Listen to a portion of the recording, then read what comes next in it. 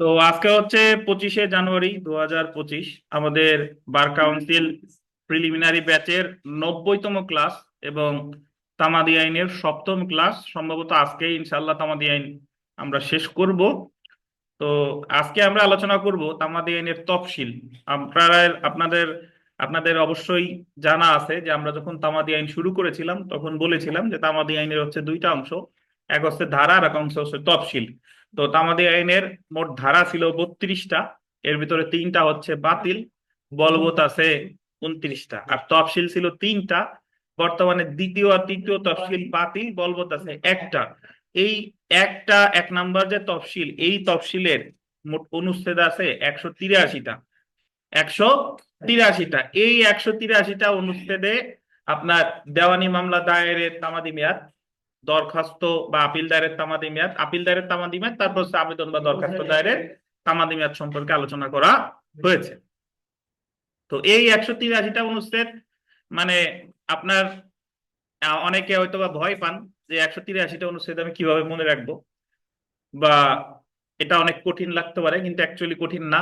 ইতিমধ্যেই আমরা এর মধ্যে যা যা পড়বো, 183টা অনুচ্ছেদের যা পড়বো 80% পড়া হয়ে গেছে। কিভাবে হয়ে গেছে? ওই যে সুনির্দিষ্ট প্রতিকার আইনে কতগুলা পড়ছি, দেওয়ানি কার্যবিধিতে পড়ছি, ফৌজদারি কার্যবিধিতে পড়ছি, ওই জায়গায় ম্যাক্সিমাম হয়ে গেছে। আর যতগুলা বাকি আছে আমরা এখানে বলে দিব, এবং এটা আপনি মোটামুটি যা যা যতগুলা আমরা বলে দেবো এইগুলা পড়লেই ইনশাল্লাহ কমন পড়ে যাবে আর কি।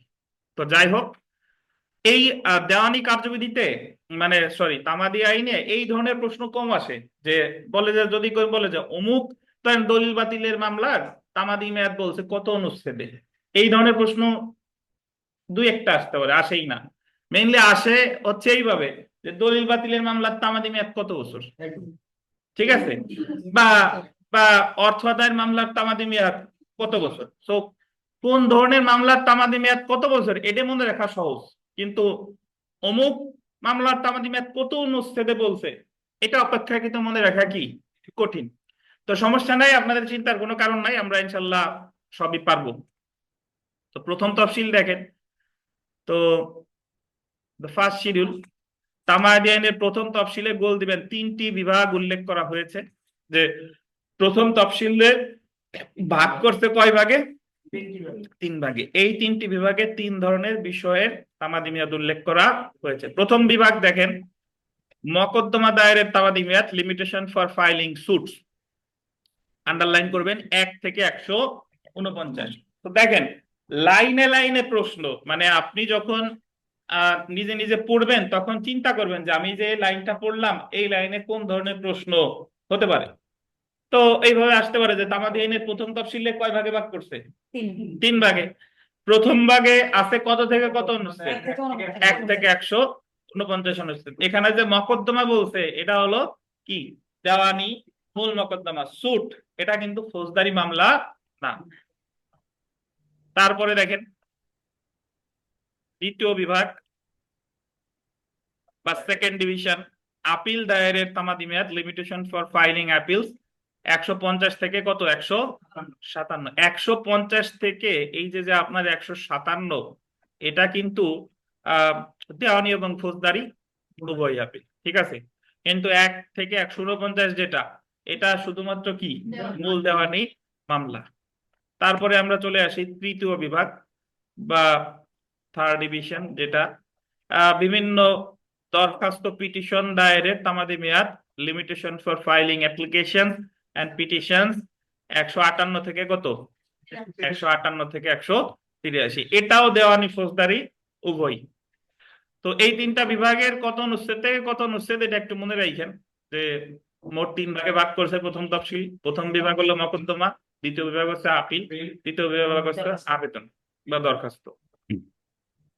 তো জেনে রাখা ভালো। তো একটু চলে আসি, দেখেন যে তামাদি আইনের প্রথম তফসিলে উল্লেখিত সর্বোচ্চ তামাদি মেয়াদ হলো 60 বছর। মানে এই যে 183টা অনুচ্ছেদ আছে এর ভিতরে সর্বোচ্চ তামাদি মেয়াদ হচ্ছে 60 বছর। 3টা জায়গায় 60 বছর আছে, আমি সামনে আমরা পাবো। বন্ধকের মামলা আর হলো সরকারের বিরুদ্ধে, মানে আপনার ওই সরকার কর্তৃক মামলা, সরি সরকার যে মামলাগুলো করবে সেটা। তো আর সর্বনিম্ন হলো দেখেন 7 দিন। এই 7 দিনটা আজ হলো মৃত্যুদণ্ডের বিরুদ্ধে আপিল, মৃত্যুদণ্ডের বিরুদ্ধে আপিল। তো দেখেন সর্বোচ্চ তামাদি মেয়াদের উল্লেখ আছে 147 থেকে 149 অনুচ্ছেদে বন্ধক ইত্যাদি মামলার ক্ষেত্রে। সর্বনিম্ন তামাদি মেয়াদ উল্লেখ আছে 150 অনুচ্ছেদে মৃত্যুদণ্ডের বিরুদ্ধে আপিলের ক্ষেত্রে কতদিন? 7 দিন। তা আমরা সরাসরি চলে আসি ফার্স্ট ডিভিশন, প্রথম যে বিভাগ সেটা হলো কত? 1 থেকে 149। তামাদি আইনের 1 থেকে 149 অনুচ্ছেদ পর্যন্ত বিভিন্ন মামলা দায়েরের তামাদি মেয়াদ উল্লেখ করা হয়েছে। 1 থেকে 149 পর্যন্ত তামাদি মেয়াদ গুলো হলো দেখেন 90 দিন, 6 মাস, 1 বছর, 2 বছর, এর উপরে একটু লেখেন 3 বছর। 2 বছর আছে না, পাইছেন? কমা দিয়ে 2 বছরের উপরে একটু লেখেন 3 বছর। এই আরিফ সাহেব কো রাগ হয়ে আসে নাই নাকি আবার? কালকে রাগ হয়েছে নাকি আবার? দেখেন 60 দিন, 6 মাস, 1 বছর, 2 বছর, কত? 3 বছর, 6 বছর, 12 বছর, 30 বছর, 60 বছর। অর্থাৎ এই যে যে প্যাটার্ন গুলো দেখেন 90 দিন, 6 মাস, 1 বছর, 2 বছর, 3 বছর, 12 বছর, 30 বছর, 60 বছর, এইগুলা ছাড়া তামাদি আইনে অন্য কোনো প্যাটার্নের, অন্য কোনো প্যাটার্ন বলতে আমরা একটু ইসের পরে দেখবানি, মূল মামলার ক্ষেত্রে এইগুলাই, মূল মামলার ক্ষেত্রেই মানে 1 থেকে 149 অনুচ্ছেদের মধ্যে আপনি কোথাও দেখবেন না 5 বছর আছে, কোথাও দেখবেন না 4 বছর আছে। বুঝতে পারছেন? আচ্ছা, টেবিলে সকল মামলা দায়েরে তামাদি মেয়াদ উল্লেখ করা হলেও গুরুত্বপূর্ণ অনুচ্ছেদগুলো এবং যেগুলোর উপর বিগত বছর প্রশ্ন এসেছে সেগুলোতে বিশেষ, তো এটাতে আমাদের দরকার নাই। প্রথম অনুচ্ছেদটা দেখেন, প্রথম অনুচ্ছেদ বাতিল। দ্বিতীয় অনুচ্ছেদটা দেখেন, দ্বিতীয় অনুচ্ছেদটা গুরুত্বপূর্ণ। দেশের প্রচলিত কোনো আইন অনুসারে কথিত কোনো কাজ করা বা করা থেকে বিরত থাকার জন্য ক্ষতিপূরণের মামলা, মানে দেশের কোনো আইন অনুসারে যদি কোনো কাজ করা হয় অথবা কোনো বিরত থাকা হয়, এই কারণে যদি কেউ এই কারণে যদি কারো কি হয়, ক্ষতি হয়, তাহলে সে ওই ব্যক্তির বিরুদ্ধে ক্ষতিপূরণের মামলা করবে গোল দিয়ে 90 দিনের মধ্যে। এইটাই, এই যে এটাই হচ্ছে একটু 3টে স্টার দিয়ে রাখেন, মূল মামলা দায়েরের ক্ষেত্রে সর্বনিম্ন মেয়াদ 90 দিন, আর কোথাও নাই, 90 দিন আর কোথাও নাই। তো যদি আপনার পরীক্ষায় আসে যে প্রচলিত কোনো আইন অনুসারে কোনো কাজ করা বা করা থেকে বিরত থাকার জন্য ক্ষতিপূরণের মামলার তামাদি মেয়াদ কতদিন? 90 দিন। কত অনুচ্ছেদ? অথবা এইভাবেও আসতে পারে যে তামাদি আইনের প্রথম তফসিলের প্রথম বিভাগে মূল মামলা দায়েরের সর্বনিম্ন তামাদি মেয়াদ কতদিন? ধরেন এক অপশনে 90 দিন আছে, এক অপশনে 3 মাস আছে, কোনটা তাকাবেন? 90 দিন। যদি কোনো অপশনে 90 দিন না থাকে, এক অপশনে 3 মাস থাকলে তখন তাকাবেন কত? 3 মাস। হ্যাঁ, যখন কোনো কাজটি অ্যাক্ট বা কার্যবিরতি বা অমিশন সংঘটিত হয়। বিথিকা একদিন একটা প্রশ্ন করছিল, ওনারে বকা দিয়ে থামাই দিছিলাম। বিথিকার প্রশ্নটা মনে আছে কিনা বলেন তো? ওই সাক্ষ্য আইনের একটা প্রশ্ন করছিলেন, মনে আছে কিনা? এই অমিশন রিলেটেড, অমিশন, অমিশন মানে কার্যবিরতি। আপনারা হিন্টস দিয়ে দিলাম, আপনার মনে আছে কিনা? এক্স্যাক্টলি, স্বকার্যজনিত বাধা 3টি উপায়: ঘোষণা, কার্য, আর কি কার্যবিরতি, 3টি উপায়।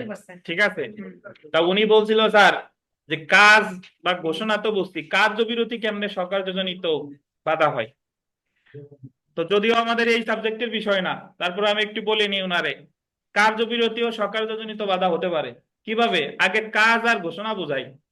আমি বললাম যে আমি এই জমিটা বিক্রি করতে চাই, ঘোষণা দিলাম, বা আমি এমন একটা কাজ করলাম যাতে হাফিজ বুঝলো যে আমার জমি আমি কি করতে চাই, বিক্রি করতে চাই, এটা হলো ঘোষণা বা কাজ। এখন কার্যবিরতি কেমনে হয়?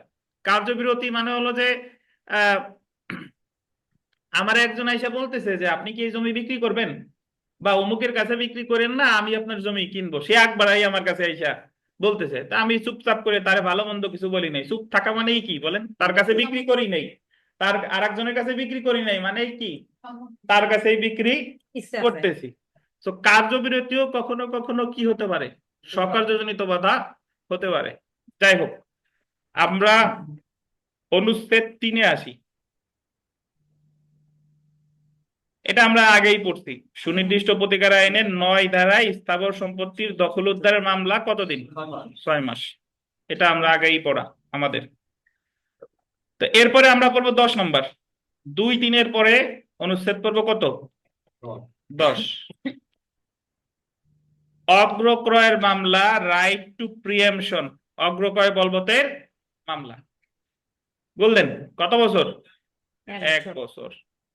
যখন ক্রেতা বিক্রয় ক্রেতা যে যখন ক্রেতা যে বিক্রয়ের বিরুদ্ধে মামলা করা হবে সেই বিক্রিত সমস্ত সম্পত্তিতে প্রত্যক্ষ দখল গ্রহণ করে, বা আন্ডারলাইন করেন, দখল গ্রহণ করে। ক্রেতা যখন দখল গ্রহণ করে তখন থেকে কতদিন? 1 বছর। অথবা ক্রেতা দখল গ্রহণ করুক বা না করুক, যে ক্ষেত্রে বিক্রয়ের বিষয়বস্তু প্রত্যক্ষ দখল স্বীকার করে না, সেক্ষেত্রে বিক্রয় দলিল যখন কি হয়? রেজিস্ট্রিকৃত হয়।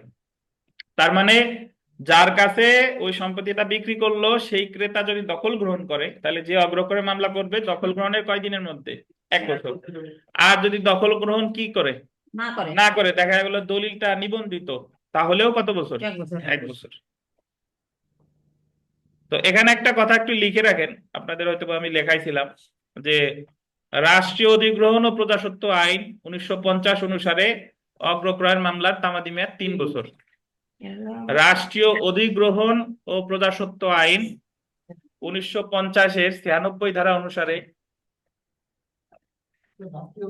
রাষ্ট্রীয় অধিগ্রহণ ও প্রজাস্বত্ব আইন, প্রজাস্বত্ব, আমসত্বর সেই সত্য, প্রজাস্বত্ব আইন 1950-এর 93 ধারা অনুসারে অগ্রক্রয়ের মামলার তামাদি মেয়াদ হলো 3 বছর।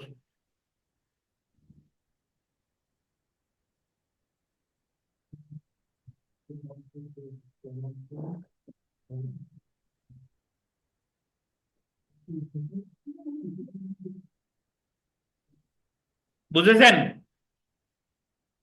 এখন রাষ্ট্রীয় অধিগ্রহণ ও প্রজাস্বত্ব আইন 1950-এর 96 ধারা অনুসারে অগ্রক্রয়ের মামলার তামাদি মেয়াদ হলো 3 বছর। শাকিল কোথায়?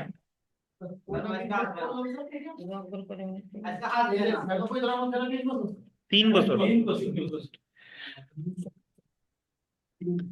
তো এখন আপনি জিজ্ঞাসা করতে পারেন, শুনেন, অগ্রক্রয় আরো বেশ কয়েকটা আইনে আছে, আমি সেদিকে না যাই। অগ্রক্রয় আছে হচ্ছে আপনার the state acquisition and tenancy act 1950-এর 96 ধারায়, the non agriculture tenancy act মানে অকৃষি প্রজাস্বত্ব আইন 1949-এর 24 ধারা, এগুলো লেখা লাগবে না। তারপরে আছে ল্যান্ড রিফর্ম অর্ডিন্যান্স 1984-এর 4 ধারায়। এছাড়া মুসলিম আইনে আছে। তো এত অগ্রক্রয় দিয়ে আমাদের কাজ নাই। এই যে আমরা অগ্রক্রয় পড়তেছি, এই অগ্রক্রয়ের মামলার তামাদি মেয়াদ 1 বছর। এখন জিজ্ঞাসা করতে পারেন, স্যার এই অগ্রক্রয়টা কোন অগ্রক্রয়? এই অগ্রক্রয়টা হলো মুসলিম আইনের অধীন যে অগ্রক্রয়, সেই অগ্রক্রয়। বুঝছেন? মানে মুসলিম আইন অনুসারে যে আমরা অগ্রক্রয়ের মামলা করি, সেটার তামাদি মেয়াদি বলছে অনুচ্ছেদ কততে? 10-এ। কত বছর? 1 বছর। প্রিএমশন অগ্রক্রয় একই। জি, আচ্ছা, আমরা চলে আসব অনুচ্ছেদ 13।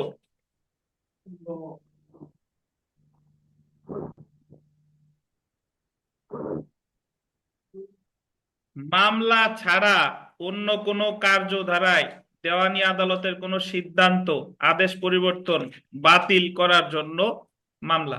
তো আপনি এটা জাস্ট মনে রাখবেন, দেওয়ানি আদালত মামলা ছাড়া অন্য কোনো কার্যধারায় দেওয়ানি আদালতের কোনো সিদ্ধান্ত, আদেশ পরিবর্তন বা বাতিল করার জন্য যে মামলা, সেটা হচ্ছে কত বছর? 1 বছর। এটা একটু দেখেন, যে আদালত চূড়ান্ত সিদ্ধান্ত গ্রহণ করতে সক্ষম সেই আদালত কর্তৃক কোনো মামলার চূড়ান্ত সিদ্ধান্ত বা আদেশের তারিখ। হ্যাঁ,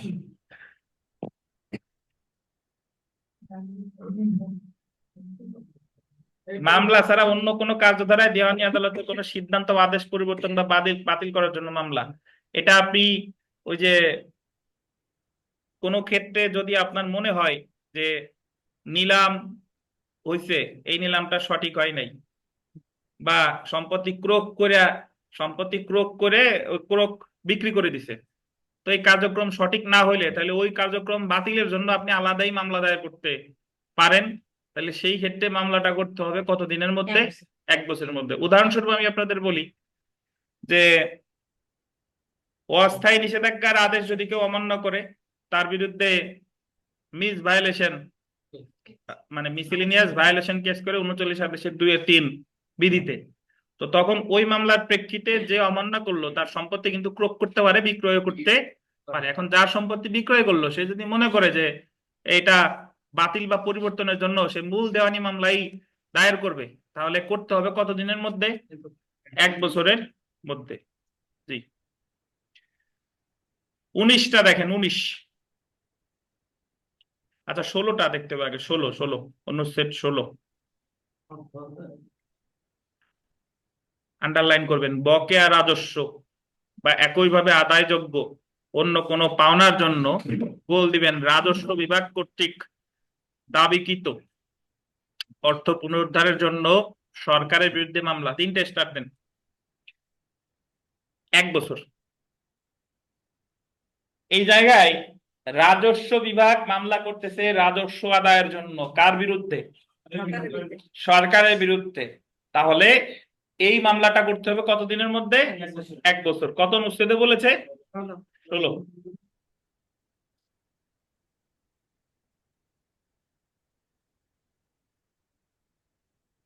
অনুচ্ছেদ 19 দেখেন, এটা গুরুত্বপূর্ণ। 19, মিথ্যা বা অন্যায় কারাদণ্ড ভোগের জন্য ক্ষতিপূরণ আদায়ের মামলা। 1 বছর।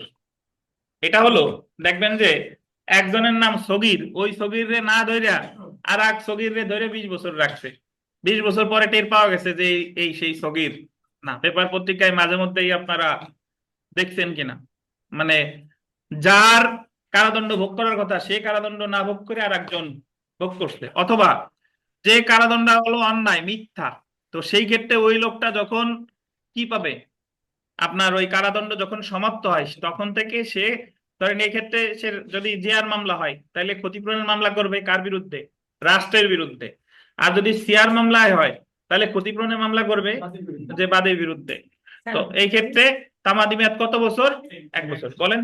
বলছিলাম স্যার যদি মৃত্যুবরণ করে মানে যদি ভুল ভাবে নামে নামে ওই যেটা বললেন মেরে ফেলে সেই ক্ষেত্রে ভুলভাবে নামে নামে মানে কারে মারছে বলেন? মনে করে একজনকে মারতেছে আরেকজনকে মেরে ফেলছে, এখন কার শাস্তির কথা বলতেছেন? এখন সরকারের কথা বলতেছি এরকম যদি করে। মানে আপনার প্রশ্ন কিন্তু আমি বুঝি নাই। আমি বলছি এইটা যে মনে করে রানা রানা হলো আসামি, হ্যাঁ হ্যাঁ হ্যাঁ এখন রানারে ধরতে যে আরেক রানা আছে সে হ্যাঁ কিছু না, সে নরম, সে ভদ্র, হ্যাঁ তারে এই হ্যাঁ তো মেরে ফেলছে না গুলি করে এই যে র্যাবে হ্যাঁ, সেই তার তার প্রতিকার কি তাই? হ্যাঁ এই যে ক্ষতিপূরণের মামলা করবেন। এমনি এই ক্ষেত্রে তো আর এই 19 আসতেছে না, কারাদণ্ড না। এমনি আপনি দেওয়ানি মামলাই করবেন যে আমার এত ক্ষতি হয়েছে, ক্ষতিপূরণের মামলা। না এটা বাস্তবে আমি ঢাকায় ক্লায়েন্টের দেখেন, তো সে আপনার প্রশ্নের উত্তরেও আসতেছি। তো সরকার বিরুদ্ধে সে মামলা দায়ের করতে পারে ক্ষতিপূরণের মামলা, বা ইচ্ছা করলে অনেক ক্ষেত্রে ফৌজদারি মামলাও দায়ের করা যাবে। তো সেটা আলোচনা সাপেক্ষ। আপাতত মনে রাখেন যে মিথ্যা বা অন্যায় কারাদণ্ড ভোগ করলে তামাদি মেয়াদ, ক্ষতিপূরণের মামলা তামাদি মেয়াদ কত বছর? 1 বছর। কত অনুচ্ছেদ? 19। 23 দেখেন, 23 অনুচ্ছেদ 23,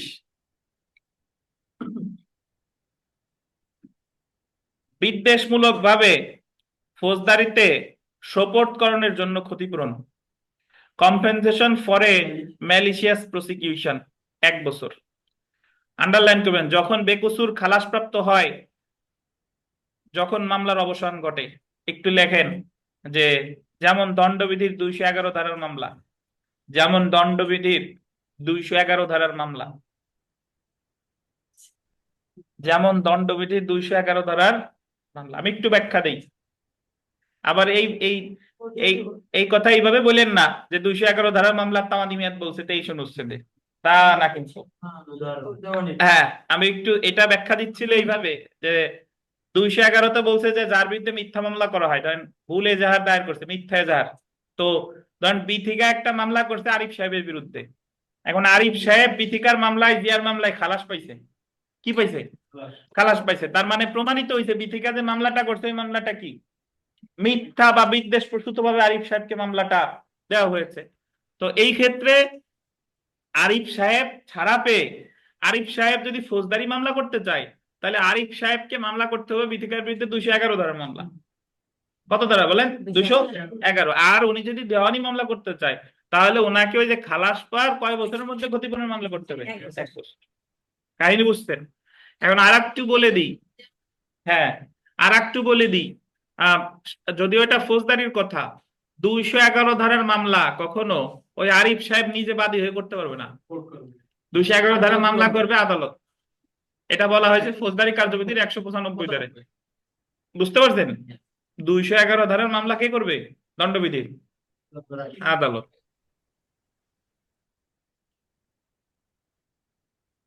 অনুচ্ছেদ 24 দেখেন, আহ, লিখিত কুৎসা বা লাইবেল দ্বারা মানহানির জন্য ক্ষতিপূরণের মামলা। লিখিত কুৎসা মানে ওই যে আমরা ফৌজদারিতে যে 499 ধারায় যে মানহানির কথা বলছে, আমরা সরি দণ্ডবিধিতে 499 ধারায় মানহানির সংজ্ঞা দিছে, 500 ধারায় দিছে শাস্তি। মানহানি ফৌজদারি কার্যবিধিতে বলছে যে এটা লিখিত হইতে পারে, এটা মৌখিক হতে পারে, আবার এটা কল্পচিত্র বা ব্যঙ্গচিত্রের মাধ্যমেও হতে পারে। ঠিক আছে? তো আমাদের যদি আপনি মানহানির মামলা ফৌজদারি আদালতে করেন তাহলে আসামির হবে কি সাজা, কোনো টাকা পয়সা কিন্তু আপনি পাবেন না। আর আপনি যদি আপনার মানহানির কারণে আপনি আর একজনের কাছ থেকে, ওই যে আমাদের এই মানহানির কথা আলোচনা করতেছি, হ্যাঁ, আপনার এই মানহানির কারণে আপনি যদি তার কাছ থেকে আর্থিক কোনো ক্ষতিপূরণ চান তাহলে আপনাকে মামলাটা করতে হবে। এই যে 24 অনুচ্ছেদে বলছে লিখিত কুৎসা দ্বারা মানহানির জন্য ক্ষতিপূরণের মামলা কত বছর? 1 বছর। 1 বছর পর্যন্ত, যখন মানহানির বিষয় প্রকাশ হয় তখন থেকে। ঠিক আছে? আর 25 অনুচ্ছেদটা দেখেন, 25 অনুচ্ছেদ, অনুচ্ছেদ 25, মৌখিক কুৎসা, এটাকে বলে স্ল্যান্ডার, দ্বারা মানহানির জন্য ক্ষতিপূরণের মামলা, এটাও কত? 1 বছর। তো আপনি এখানে প্রশ্ন এইভাবেই আসবে যে মানহানি মৌখিক ভাবে মানহানি করুক বা লিখিত ভাবে করুক, ক্ষতিপূরণের মামলার তামাদি মেয়াদ কত বছর? 1 বছর। 24-25। তো 1 বছরে এই জিনিসটা মনে রাখবেন। এরপরে আমরা সরাসরি চলে আসব অনুচ্ছেদ 39।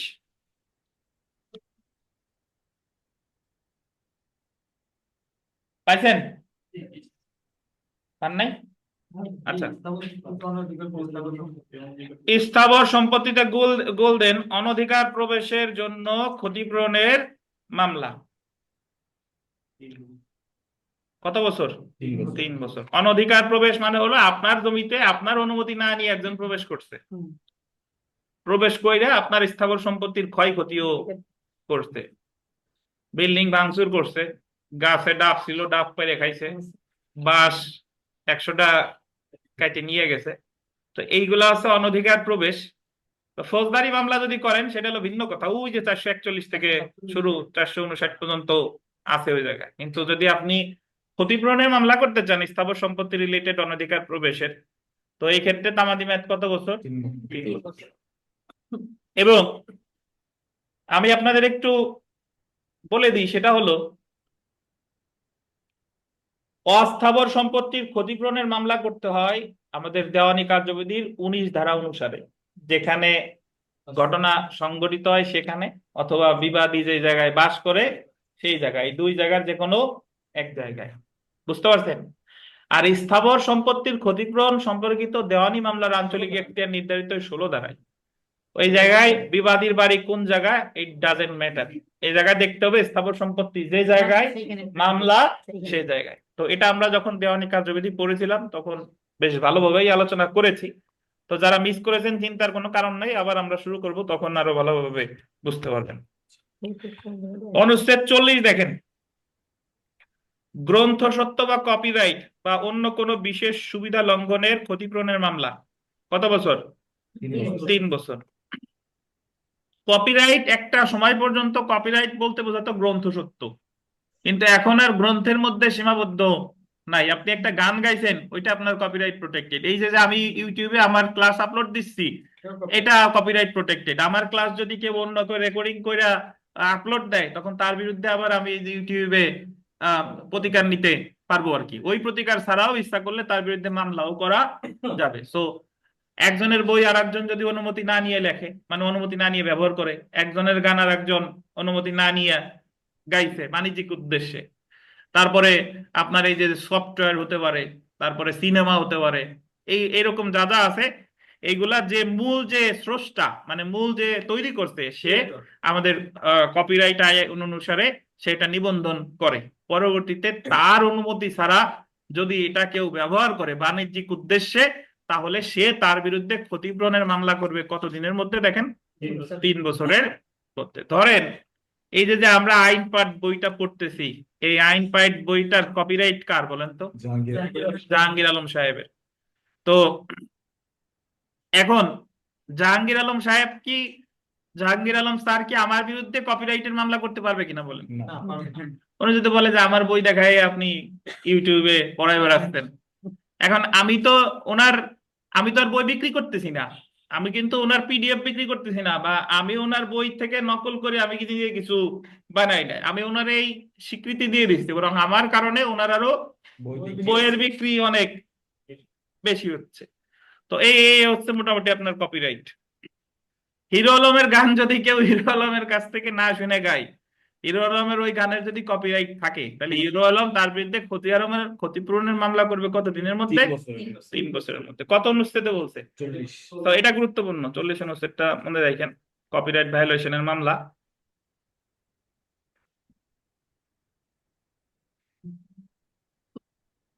হুম। 44 অনুচ্ছেদটা বিবিআই, তিনটে স্টার দেন। অনুচ্ছেদ 44। হুম।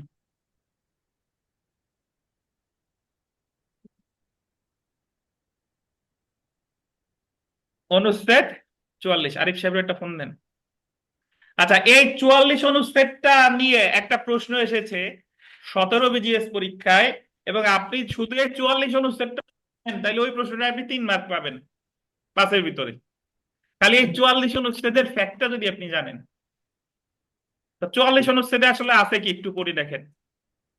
নাবালকের অভিভাবক কর্তৃক কোনো সম্পত্তি হস্তান্তর করা হলে তা বাতিল করার জন্য যে নাবালক যে সাবালক হয়েছে তার কর্তৃক মানে মামলা দায়েরের মেয়াদ বললেন 3 বছর, যখন নাবালক সাবালক হয় তখন থেকে। আমি একটু বিষয়টা বুঝাই। যে ধরেন বিথিকা বিশ্বাস, ওনার ছেলের নাম অরিত্র মধু, অরিত্র মধু তো নাবালক। এখন অরিত্র মধুর নামে 1 বিঘা জমি আছে।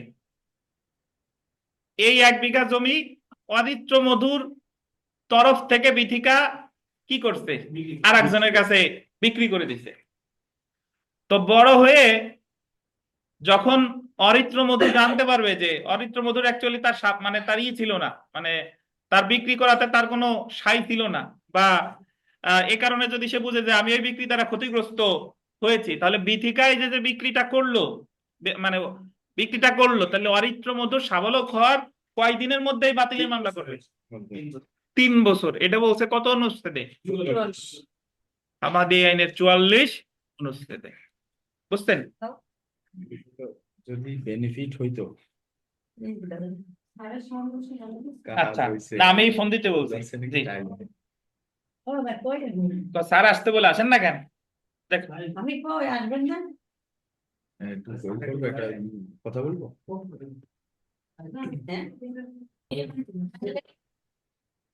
আচ্ছা এখন শুনেন শুনেন, এই থামেন।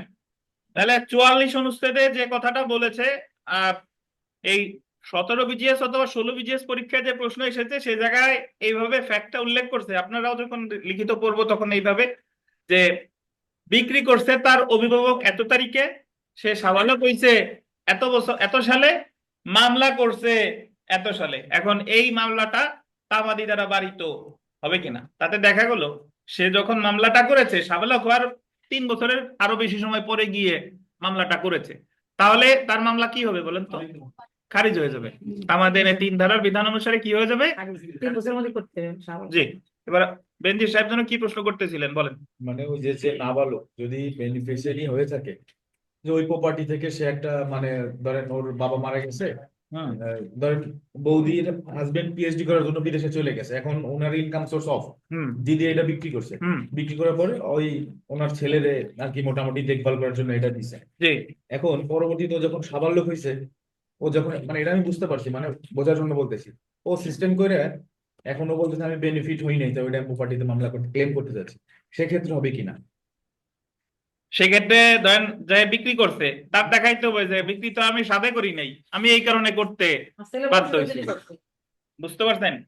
তো রায় আলটিমেটলি রায় তো দিবে আদালত। আপনি বিবাদী হিসেবে আদালত যদি দেখাইতে পারেন যে এই বিক্রি করে টাকা পয়সা তো আমি নেই নাই, বরং ওর ভরণ পোষণের জন্য এটা দরকার হয়েছে, তো সেই ক্ষেত্রে আদালত আপনাকে বাতিল করতে পারে, মানে তার তার বাদীর মামলা সে প্রতিকার পাবে না। আর এটা হলো কি 3 বছর অতিক্রম হলে যদি বললেন বাড়িতে হবে, হ্যাঁ, যদি সাফিসিয়েন্ট কস্ট থাকে। এই তো ক্লাস না করার ফল। 3 বছরে অতিক্রম হইলে এটার উত্তর দিবে আমাদের রুবেল সাহেব, আর কেউ না। বেনজির সাহেব প্রশ্ন করছে যে 3 বছরের মধ্যে সে মামলা করতে পারে নাই, তার সাফিসিয়েন্ট কস্ট ছিল, মানে ধরেন এই কিছুদিন পরে গিয়ে করছে। অসুস্থ ছিল। আচ্ছা, এখন উন্মাদ অসুস্থ হইলে আর এক কথা, আর বিথিকায় উত্তর দেন, সে কি তামাদি দ্বারা বাড়িতে হবে কিনা? বিথিকা দেন, দ্রুত দেন, দ্রুত। হ্যাঁ, কখন তার তামাদি মেয়াদ মানে বিলম্ব মওকুফের সুবিধা সে পাবে আর কখন পাবে না? বিথিকা দ্রুত।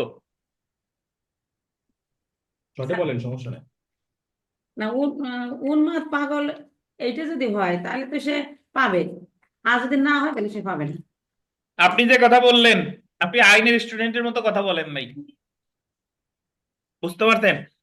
আইনের স্টুডেন্টের কথায় কথায় রেফারেন্স বেরোইতে হবে। আপনি যদি কোর্টে যাই বলেন যে উচ্চ আদালতের নজিরে এই আছে, এখন কোর্ট আপনার নজির দেখাইতে চাইলো, তখন আর আপনি দেখাইতে পারেন না।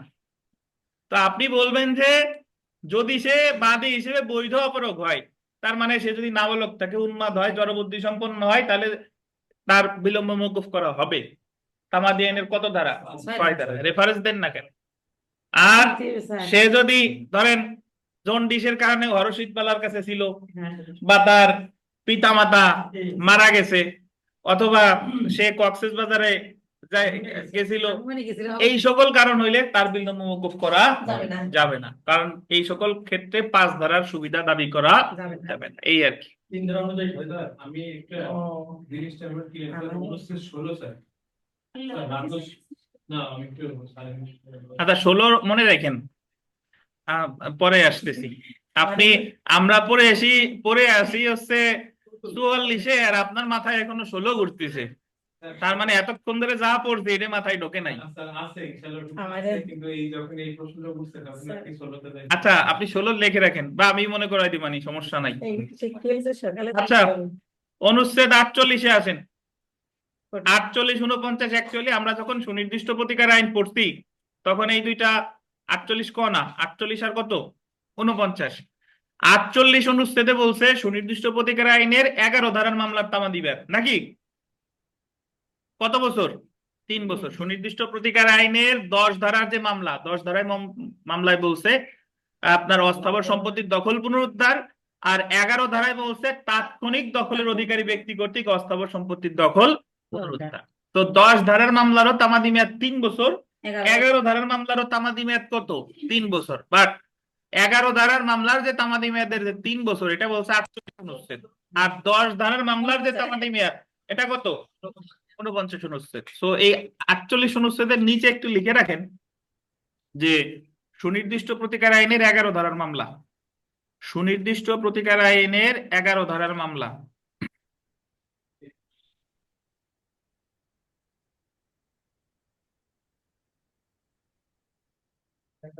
হ্যাঁ, 48 অনুচ্ছেদের নিচে লিখবেন সুনির্দিষ্ট প্রতিকার আইনের 11 ধারার মামলা।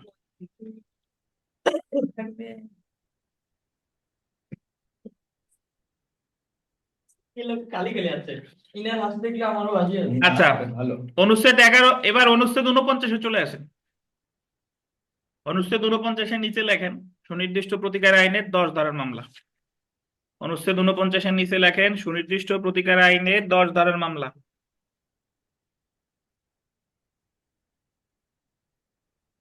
কথা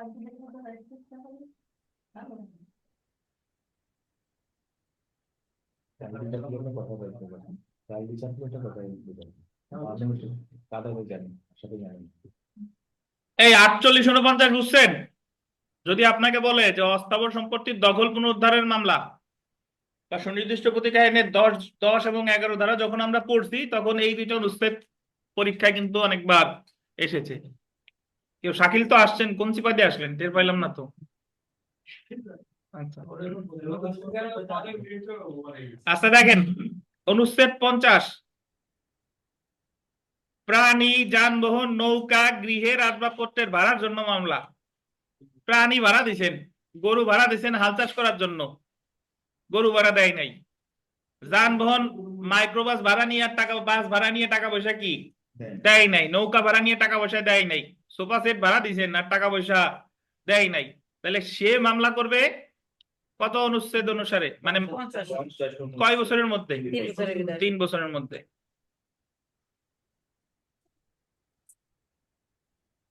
হ্যাঁ, প্রাণী, যানবাহন, নৌকা, গৃহের আসবাবপত্র তো সব অস্থাবরই।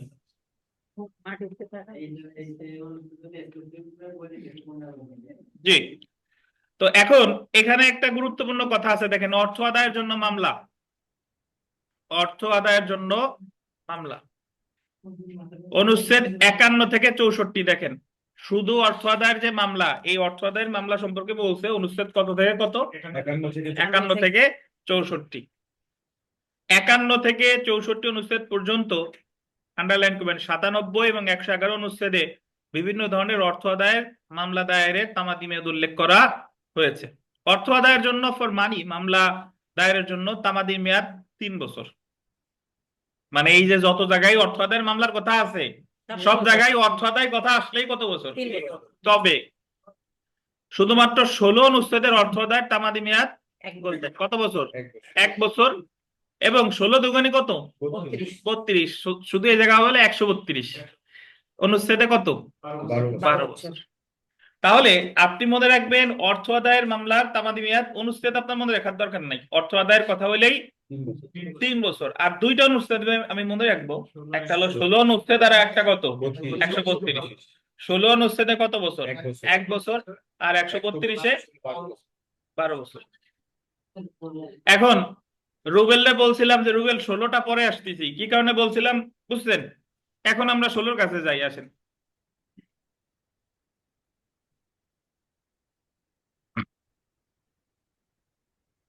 ষোলো কিন্তু ইতিমধ্যে আমরা পড়ে ফেলেছি।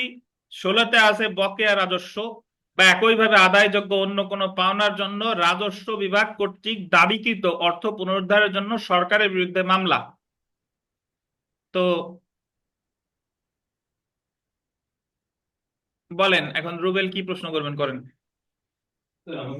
রাজস্ব বিভাগ তো দেখেন কিন্তু সরকারি, হ্যাঁ, সরকারি কর্মচারী সরকারের বিরুদ্ধে মামলা করবে, এটা কিভাবে করবে?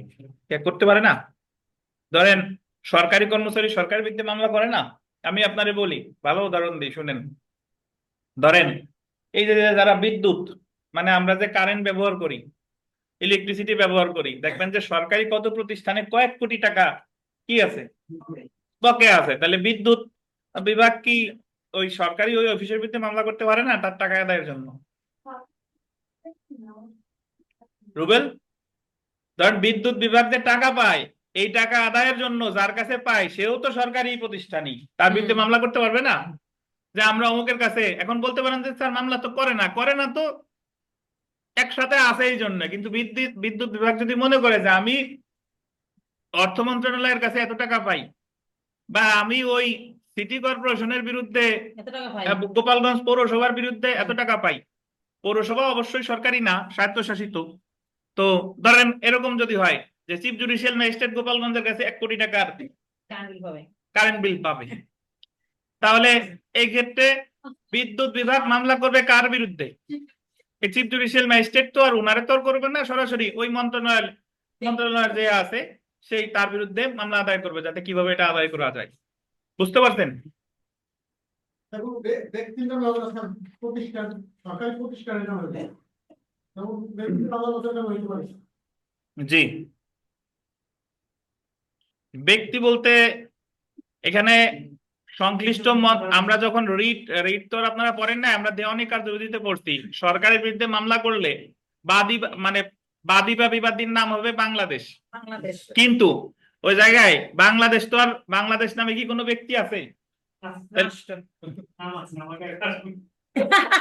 মানে আচ্ছা শুনেন, এখন সেই জায়গা মেইনলি হয় ওই সংশ্লিষ্ট মন্ত্রণালয়ের সচিব হয়, অথবা যদি জেলা পর্যায়ে হয় তাহলে কি হবে? জেলা প্রশাসক, মানে কালেক্টর যিনি। বুঝতে পারছেন? আপনার রিট নাম শুনছেন তো? রিট শুনেন না? হাইকোর্ট বিভাগে রিট করে, তাহলে রিট করে সব সময় রিটের যে রেসপন্ডেন্ট হয়, মানে রিট তো সংক্ষুব্ধ যদি আমি হই, রিট করে সর্বদা সরকারের বিরুদ্ধে। তো ধরেন যদি আইন মন্ত্রণালয় হয় তাহলে রিটের রেসপন্ডেন্ট হবে আইন মন্ত্রণালয়ের সচিব। বুঝছেন? যাই হোক, আমরা 132 অনুচ্ছেদে একটু চলে আসি। 132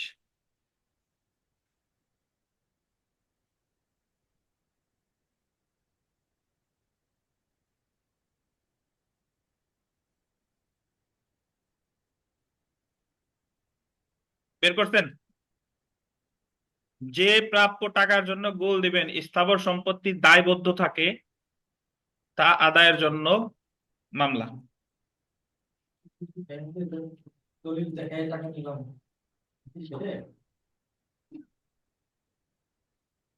বন্ধক না, ব্যাংকে দলিল দেখায় আমি লোন নিলাম। জি, মানে স্থাবর সম্পত্তির দায়বদ্ধ রেখে আপনি যদি কারো কাছ থেকে টাকা নেন, তাহলে সে ওই যার কাছ থেকে টাকা নিলেন সে আপনার বিরুদ্ধে মামলা করবে কত বছরের বিরুদ্ধে? কত বছরের মধ্যে? 12 বছর। যে টাকার জন্য মামলা করা হয়েছে তা যখন পরিশোধযোগ্য হয়।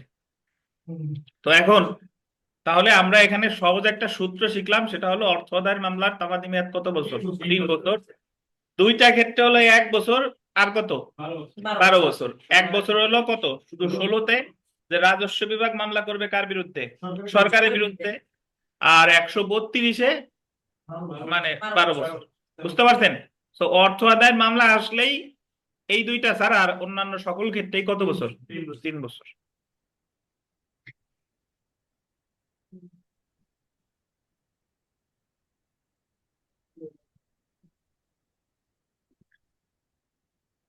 এইগুলা আপনার কাছে একটু আনকমন লাগতে পারে, মানে আমরা যা পড়ছি তা এখনো আসে নাই, আমরা ওইগুলা পাবানি হচ্ছে আপনার 90-এর পরে গিয়ে। আর বন্ধ বেশি প্রাপ্য টাকার জন্য ওটাতে ইন্টারেস্ট পাওয়া যায়, এটাতে ইন্টারেস্ট পাওয়া যায় তা আদায়ের জন্য দায়বদ্ধতা যে প্রাপ্য টাকা হতে পারে বন্ধকের ক্ষেত্রে আলাদা, যে বন্ধকের ক্ষেত্রে যে দলিলটা থাকে সেটা হলো বন্ধকি দলিল, আর এই জায়গায় যে দলিলটা করছে সেটা বন্ধকি দলিল। জি জি ইন্টারেস্ট দেবো কিনা এই ধরনের কোনো বিষয় নাই, তাই তো? হ্যাঁ। আচ্ছা 57 অনুচ্ছেদটা দেখেন। 57, শুধু 57। অর্থের মাধ্যমে পরিশোধযোগ্য কর্য বা ধার হবে লেন্ট, এটা ওই ধারা হবে না, হবে কি ধার, অর্থ আদায়ের জন্য মামলা 3 বছর।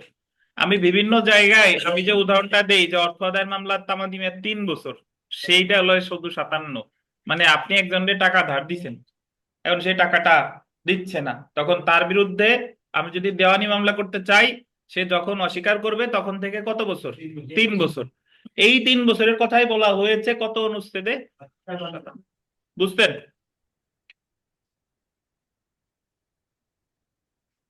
এরপরে এদিকে আর পড়তেছি না, সরাসরি চলে আসেন অনুচ্ছেদ 84। গতবার বলছিলাম যে এটা আসার সম্ভাবনা আছে ইনশাল্লাহ, এবং গতবার এই প্রশ্নটা আসছে এমসিকিউ পরীক্ষায়, উকিলের টাকা। জি, আমাদের পরীক্ষাও বহুবার প্রশ্ন আসছে।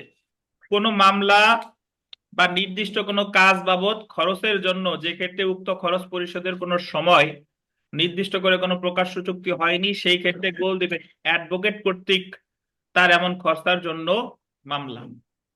অ্যাডভোকেট যার কাছে টাকা পাবে সে যদি টাকা না দেয় তাহলে অ্যাডভোকেট মামলা করবে 3 বছরের মধ্যে। এটাই বলছে 84 অনুচ্ছেদে, এবং তামাদি মেয়াদ হচ্ছে কত বছর?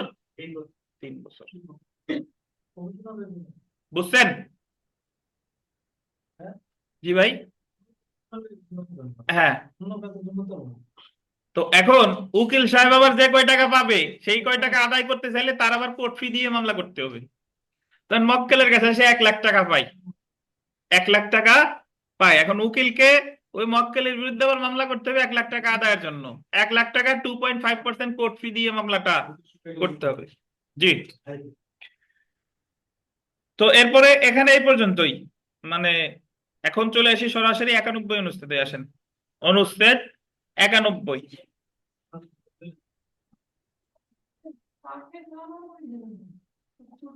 ওই কথাগুলি শুনে না স্যার, কালকে বেশি কি অনেক মজা আচ্ছা, লাগছে। দেখ ওটা আপনারা ওই জায়গায় ফেলেন কেন? বাইরে আর ফেলে সাথে সাথে ফেলে দিতে হবে। না, বালতিতে আচ্ছা দেখেন, আর মুখটা আপাতত আটকায় রাখেন। ওটা কোন দলিল রদ বা বাতিল, রদ মানে হচ্ছে সেট অ্যাসাইড, আর বাতিল মানে হচ্ছে কি ক্যান্সেল, যে ক্ষেত্রে অন্য কোনো বিধান নেই 3 বছর।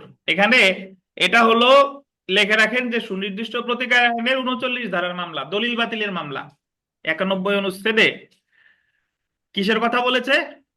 সুনির্দিষ্ট প্রতিকার আইনের দলিল বাতিলের মামলা, ক্যান্সেলেশন অফ ইনস্ট্রুমেন্ট, 39 ধারা, এসআর অ্যাক্টের 39 ধারার মামলা।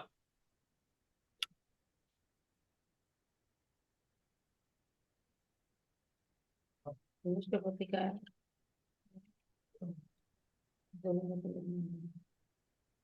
সুনির্দিষ্ট প্রতিকার আইনের 39 ধারার মামলা। তামাদি মেয়াদ কত বছর? 3 বছর। কত অনুচ্ছেদে বলেছে? 91। ধন্যবাদ।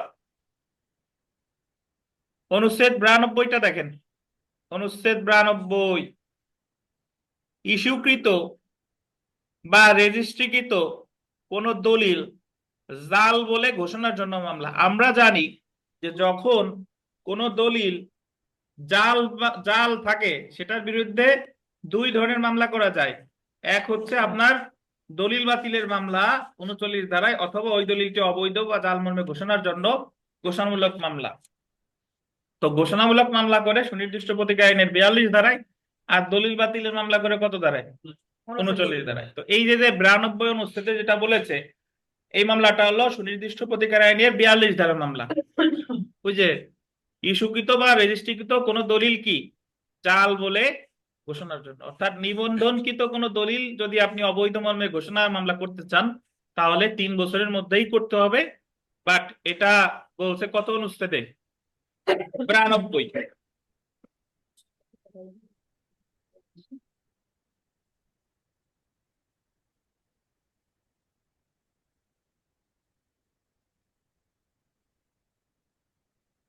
অপরদিকে 93 অনুচ্ছেদটা একটু দেখেন। বাদীর বিরুদ্ধে যে দলিল বলবৎ করার প্রয়াস নেওয়া হয়েছে তা জাল বলে ঘোষণার জন্য মামলা। ওই দলিলটা যদি নিবন্ধিত না হয় সেক্ষেত্রেও 3 বছরের মধ্যেই মামলাটা করতে হবে। বাট এটা বলছে কত অনুচ্ছেদে? অনুচ্ছেদ 93।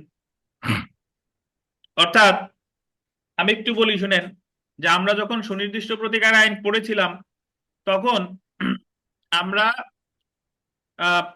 দলিল বাতিলের মামলার তামাদি মেয়াদ 3 বছর।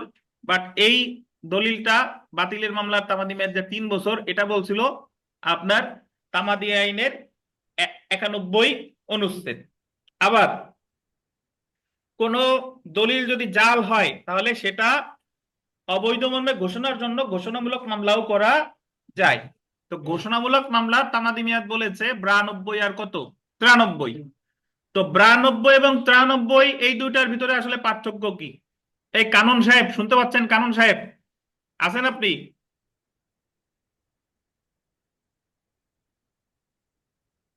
কানুন সাহেব যদি শুনতে পারেন, মানে শুনে থাকেন, আমরা যখন সুনির্দিষ্ট প্রতিকার আইন পড়তেছিলাম তখন উনি এই আরো কয়েক মাস আগে উনি জিজ্ঞেস করছিল, স্যার এই 42 ধারার মামলার তামাদি মেয়াদ 92 এবং 93 অনুচ্ছেদে বলছে কেন, এই দুইটার ব্যাখ্যা কি? তখন আমি বলছিলাম যে ব্যাখ্যা শুনতে হলে আপনার ধৈর্য ধরতে হবে। এই যে সেই ধৈর্য ধরার দিন মানে শেষ হয়ে গেছে আর কি। 92 আর 93 অনুচ্ছেদের ব্যাখ্যা হলো, 92তে যে ঘোষণামূলক মামলাটা করা হচ্ছে সেই দলিলটা হচ্ছে কি নিবন্ধিত, আর 93তে যে ঘোষণামূলক মামলাটা করা হচ্ছে সেই দলিলটা হচ্ছে কি, মানে এখানে নিবন্ধনের বিষয়ে কিছু বলে নাই। তো উভয় ক্ষেত্রেই তামাদি মেয়াদ কত বছর? 3 বছর। অনুচ্ছেদ 95 আসেন, এটার সাথে আমরা পরিচিত। 95 এবং 96। 95 এবং 96 অনুচ্ছেদ হলো সুনির্দিষ্ট প্রতিকার আইনের দলিল সংশোধনের মামলার তামাদি মেয়াদ। দলিল সংশোধনের মামলার তামাদি মেয়াদ, বা আপনি লিখতে পারেন 95 96 এর পাশে যে এসআর অ্যাক্টের 31 ধারার মামলা। কত ধারা মামলা? 31 ধারার মামলা। কি আছে দেখেন, প্রতারণামূলক ভাবে যে ডিক্রি নেওয়া হয়েছে তা রদ করার জন্য মামলা। এটা হলো প্রতারণা। ওই যে দলিল বাতিলের মামলা করে দলিল সংশোধনের মামলা করে প্রতারণা থাকলে অথবা ভুল থাকলে, প্রতারণা থাকলে অথবা কি ভুল থাকলে, এই জিনিসগুলো আমরা এখন বিস্তারিত পড়তেছি না, কারণ এই জিনিসগুলো আমরা ওই সংশ্লিষ্ট বিষয়ে বিস্তারিত পড়ে এসেছি। তো যদি প্রতারণার কারণে দলিল সংশোধনের মামলা করে তাহলে হলো 95, আর যদি ভুলের কারণে দলিল সংশোধনের মামলা করে, উভয় ক্ষেত্রেই তামাদি মেয়াদ কতদিন? 3 বছর। বুঝতেন? তাহলে দলিল বাতিল 91, অবৈধ জালমর্মে ঘোষণা 92 93, দলিল সংশোধন 95 96, প্রতারণার কারণে দলিল সংশোধন 95, আর ভুলের কারণে 96। সকল ক্ষেত্রেই তামাদি মেয়াদ কত বছর? ধন্যবাদ।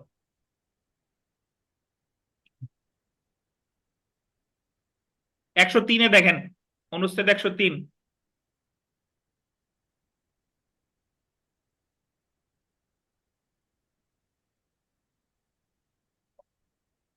অবিলম্বে পরিশোধযোগ্য মুজ্জ্বল মোহরের জন্য মুসলমান মহিলা, এই শব্দটা একটু গোল দেন, মুসলমান মহিলা কর্তৃক মামলা। জি,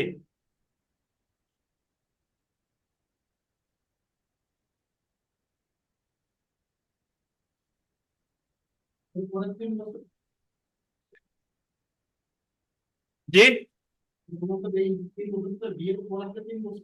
না 3 বছর কখন সেটা ডান পাশে লেখা আছে দেখেন। মোহর তলব করা হলে যখন পরিশোধ করতে অস্বীকার করা হয় অথবা যখন মৃত্যু বা তালাক দ্বারা বিবাহ বিচ্ছেদ হয়। মানে 3 বছর সময়টা ধরেন বিয়ে শাদী হইছে, এখন ওয়াইফ যদি বলে যে আমার দিন মোহর দাও, স্বামী বলল যে অস্বীকার করতেছে, তাহলে যখন অস্বীকার করলো মানে এই মুহূর্তে বৈবাহিক সম্পর্ক চলমান আছে, অস্বীকার করার কতদিনের মধ্যে? 3 বছর। এলো এক। যদি তাদের বিবাহ বিচ্ছেদ হয় তালাকের মাধ্যমে, তাহলে তালাক থেকে কতদিনের মধ্যে? 3 বছরের মধ্যে। অথবা যদি তাদের বিবাহ বিচ্ছেদ হয় স্বামীর মৃত্যুর মাধ্যমে, ইভেন স্বামীর মৃত্যু না, ওয়াইফও যদি মারা যায়, ওয়াইফের যে বৈধ উত্তরাধিকারী আছে তারাও ওই স্বামীর বিরুদ্ধে দেন মোহর আদায়ের মামলা করবে কতদিনের মধ্যে? 3 বছর। 3 বছর।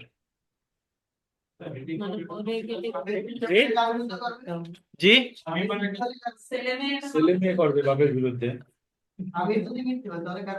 স্বামীর মৃত্যু হলে স্বামীর যে সম্পত্তি আছে, স্বামীর যে বৈধ প্রতিনিধি তাদের বিরুদ্ধে। দেখা যাচ্ছে আমি বিয়ে করলাম, আমার ওয়াইফ আছে, আমার সম্পত্তি আছে পার্সোনালি, সেখান থেকে তো আমার ওয়াইফ ভাগ করছে। হ্যাঁ, সেখান থেকে তো পাবেই, সেই ভাগ আলাদা, দেন মোহরও আলাদা। আপনি ভালোবাসে আপনার ওয়াইফকে যদি 1000 কোটি টাকাও দেন, বাট সেটা আপনি দেন মোহর বাবদ দেন নাই, দেন মোহর শোধ হয় নাই।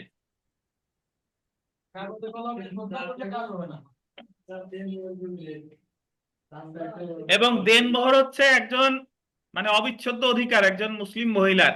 তিনি যদি মারাও যান, ধরেন মুসলিম মহিলা মারা গেছে, তাহলে ওনার যে বৈধ প্রতিনিধি আছে তারা ওই স্বামীর বিরুদ্ধে মামলা করতে পারবে দেন মোহর আদায়ের জন্য। ছেলে মেয়ে সব সমাজে ছেলে মেয়ে থাকবে এমন তো কোনো কথা নাই। অবশ্যই মেয়ে তালাক দিলেও সে দেন মোহর পার হকদার, দেন মোহর থেকে আপনি কখনোই তাকে বঞ্চিত করতে পারবেন না। আমাদের সমাজে একটা ভুল ধারণা আছে, সেটা হলো যে মুসলিম মেয়ে যদি আগে তালাক দিয়ে দেয় তাহলে বোধহয় দেন মোহর পাবে না। না, সঠিক না। বলেন।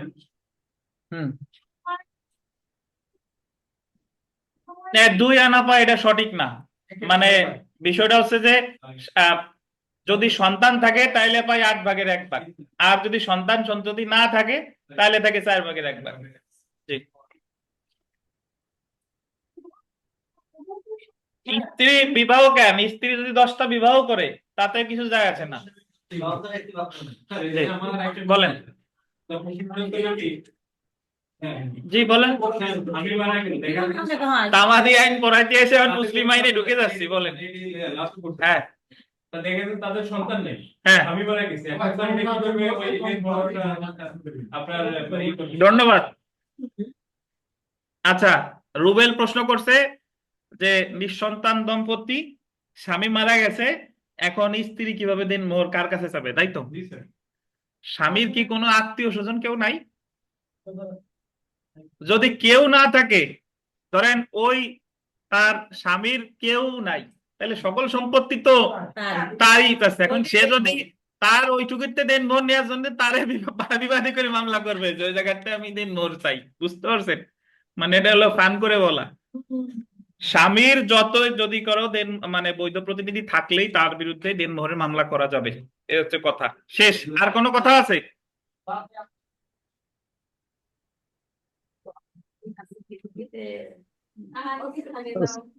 থামেন।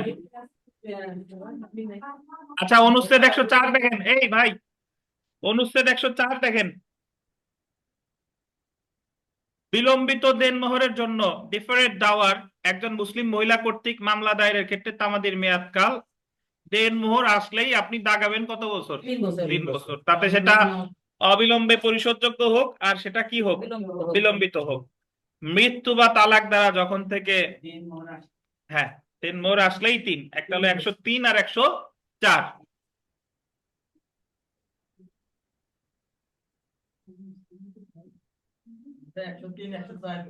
আচ্ছা দেখেন, ধন্যবাদ। এরপরে আচ্ছা, এখন আবার যদি কেউ জিজ্ঞেস করেন স্যার অবিলম্বে কি বিলম্বিত কি, এটা হলো মুসলিম আইনের পড়া। তারপরে আপনাদের বলে দিই যে মুসলিম আইন অনুসারে একজন মুসলিম মানে বিবাহের সময় দেনমোহর হচ্ছে আপনার নরমালি হচ্ছে 2 প্রকার। একটা হলো মানে প্রথমত হচ্ছে 2 প্রকার। 2 প্রকার হচ্ছে কিভাবে, একটা হলো নির্ধারিত আর একটা হলো অনির্ধারিত।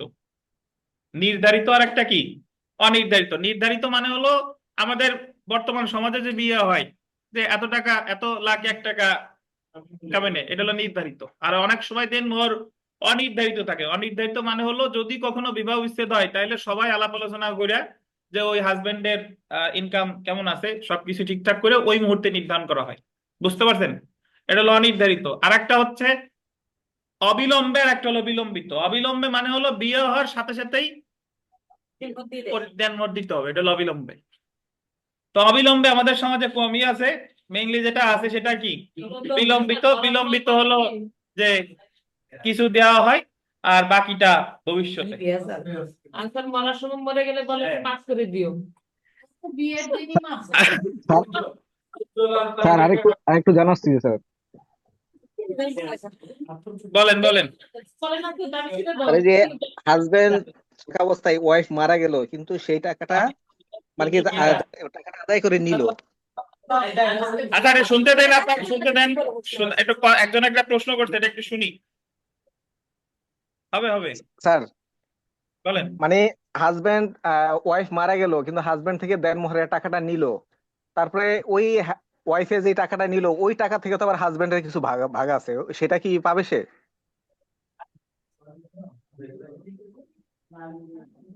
হাজবেন্ড আবার আবার বলে, এই থামেন। এ ভাই স্যার একটা প্রশ্ন করতে শুনেন। ওয়াইফ তো স্যার মারা গেল, হাজবেন্ড থেকে দেনমোহরের টাকাটা নিল, যখন হ্যাঁ ওয়াইফ যখন মারা গেল তখন তো ওখান থেকে সে যদি মারা যায় তার যে সম্পদ থাকে ওখান থেকে তো হাজবেন্ড আবার একটা ভাগ পায়, কিন্তু সে কি ওই টাকা থেকে পাবে কিনা? হ্যাঁ, পেতে পারে ওয়াইফের সম্পত্তি থেকে। ঠিক আছে স্যার, এটাই স্যার। জি, ওকে স্যার। সেটাই বললাম জি। হ্যাঁ হ্যাঁ। আচ্ছা মুজ্জ্বল, আচ্ছা একজন প্রশ্ন করেছেন মুজ্জ্বল মোহর কি? মুজ্জ্বল মানে হলো অবিলম্বে, ওই যে নগদ যেটা। মুজ্জ্বল শব্দের অর্থ কি? অবিলম্বে। জি, তার এই জায়গায় থাকবো না। 103 104 দেন মোহর হইলে কত বছর? 3 বছর। এখন বিথিকা বলেন, হিন্দু মহিলা কর্তৃক দেন মোহর আদায়ের মামলার তামাদি মেয়াদ কত বছর? নাই আমি এটা জানি কিন্তু আছে নাকি সেটা আমি জানি না। মানে হিন্দুদের বিয়েতে দেন মোহর আছে? তাহলে আবার বলেন কে যে আছে কিনা আমি জানি না। আমি জানি না নাই, কিন্তু আছে কিনা এরপর আমি জানি। আবার গায়ে আছে কিনা জানি না। সব উত্তর দেয়। দেন মোহর তো শুধু প্রযোজ্য মুসলিম বিবাহের ক্ষেত্রে। হিন্দুদের নাই। জি, ধন্যবাদ। 109 অনুচ্ছেদটা দেখেন বিবিআই, আরো ঝামেলা। অনুচ্ছেদ 109 নিচে লিখে রাখেন মধ্যবর্তী মুনাফার মামলা। হ্যাঁ, মিন প্রফিট। মধ্যবর্তী মুনাফার মামলা, বাদীর স্থাবর সম্পত্তি থেকে প্রাপ্ত যে মুনাফা বিবাদী অন্যায়ভাবে গ্রহণ করেছে সেই মামলা কত বছর? 3 বছর। 3 বছর। বিথিকা বিশ্বাস বলেন মধ্যবর্তী মুনাফা কাকে বলে? স্যার, বেদখলভাবে কারো সম্পত্তি যদি কেউ গ্রহণ করে, হুম, সেইখান থেকে যার সম্পত্তি বেদখল গ্রহণ করছে তার যে সম্পত্তি ওখানে আম গাছ, জাম গাছ যা কিছু আছে ওইখান থেকে যে ফসল হবে, ওই ফসল বিক্রি করে যে টাকা হবে, ওই টাকাটা হচ্ছে মধ্যবর্তী। এবং এটা হতে হবে ন্যাচারালি, মানে সে যদি যে বেদখল করছে, মানে ধরেন বাঁধনের একটা সম্পত্তি আখিনুর গিয়ে বেদখল করছে, এখন আখিনুর ওই জমি বেদখল করে ওই জমিতে লিচু গাছ ছিল, আম গাছ ছিল, ঘর ছিল, ভাড়া দিছে, আখিনুর ঘর ভাড়া নিছে, তারপরে আম বিক্রি করে টাকা নিছে, লিচু বিক্রি করে টাকা নিছে, বাঁশ বিক্রি করেও টাকা নিছে। ক্ষেত্রে বাঁধন সাহেব মামলা করলে বাঁধন সাহেবের আহ চাহিদা, উনি শুধু দখল পুনরুদ্ধারের মামলা তো জানি আমরা, কখনো 6 মাস, কখনো সত্ত্ব দখল চাইলে কত 12 বছর। আর উনি যদি শুধু মধ্যবর্তী মুনাফার মামলা করে যে আমি মধ্যবর্তী মুনাফা চাই, তাহলে সেই ক্ষেত্রে মধ্যবর্তী মুনাফার তামাদি মেয়াদ কত বছর? 3 বছর। যাবে, অবশ্যই যাবে, কেন যাবে না? তো মধ্যবর্তী মুনাফা হইলে তামাদি আইনের কত অনুচ্ছেদ? 109। 109। কত বছর? 3 বছর। ধন্যবাদ। আর এগুলো আমরা মধ্যবর্তী মুনাফা কি সামনে বিস্তারিত বলবো, তো আপনাদের হতাশ হওয়ার কিছু নাই। অনুচ্ছেদ 113 দেখেন, 113 আমরা পড়ে ফেলেছি, মানে সুনির্দিষ্ট চুক্তি বলবৎকরণের মামলা, মানে এটা দেখেন সুনির্দিষ্ট প্রতিকার আইনের 12 ধারার মামলা। কত ধারার মামলা? এখানে দেখেন তামাদি মেয়াদ কত বছর? 1 বছর। ছোট্ট করে মাথা একটা একটা পাস আছে বা অন্য কিছু থাকতে পারে আপনাদের বইতে। তো এর তামাদি মেয়াদ আগে ছিল 3 বছর। তামাদি আইন সর্বশেষ সংশোধিত হয়েছে 2004 সালে। যদি পরীক্ষায় প্রশ্ন আসে যে তামাদি আইন সর্বশেষ সংশোধিত হয়েছে কত সালে? 2004 সালে। ঠিক আছে, এই যে 113 অনুচ্ছেদ আর 114টা দেখেন। 114 অনুচ্ছেদে বলছে চুক্তি রদের মামলা, এটা হলো 35 ধারার মামলা। চুক্তি প্রত্যাহার করার পর রেসিশন অফ এ কন্ট্রাক্টের মামলা, এটাও কত? 1 বছর। আগে ছিল কত? 3 বছর। তো 114 পর্যন্ত আপাতত থাক। একটু একটু বিরতি, নামাজ শেষে ইনশাল্লাহ আমরা আবার বাকি পড়া শুরু করব।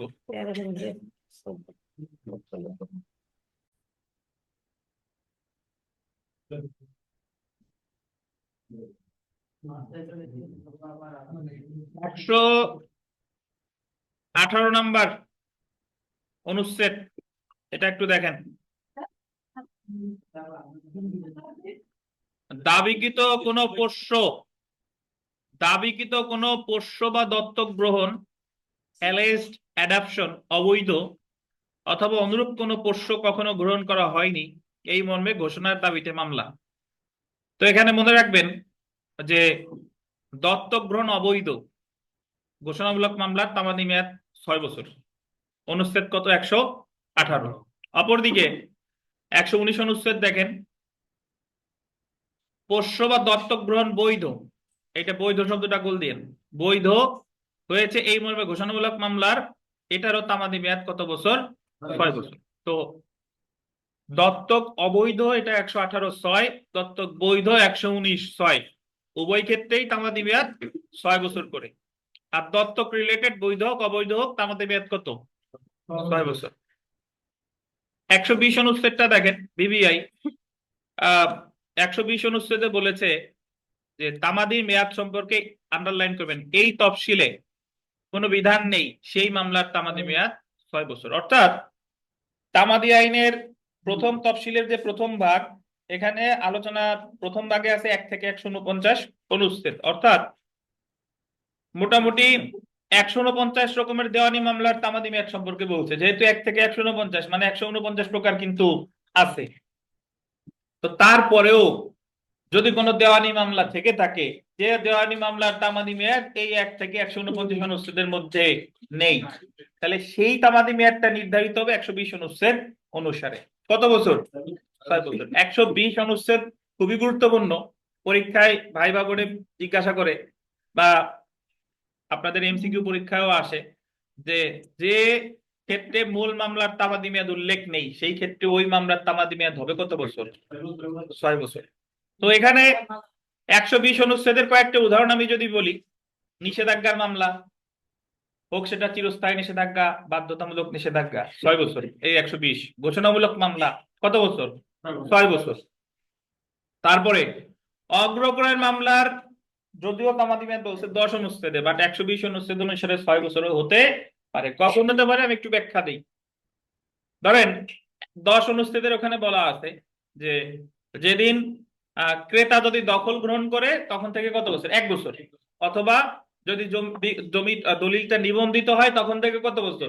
1 বছর। কিন্তু ধরেন জমি বিক্রি হয়েছে কিন্তু ক্রেতা দখলও গ্রহণ করে নাই, দলিল নিবন্ধিত হয় নাই, সেই ক্ষেত্রে তামাদি মেয়াদ কত বছর?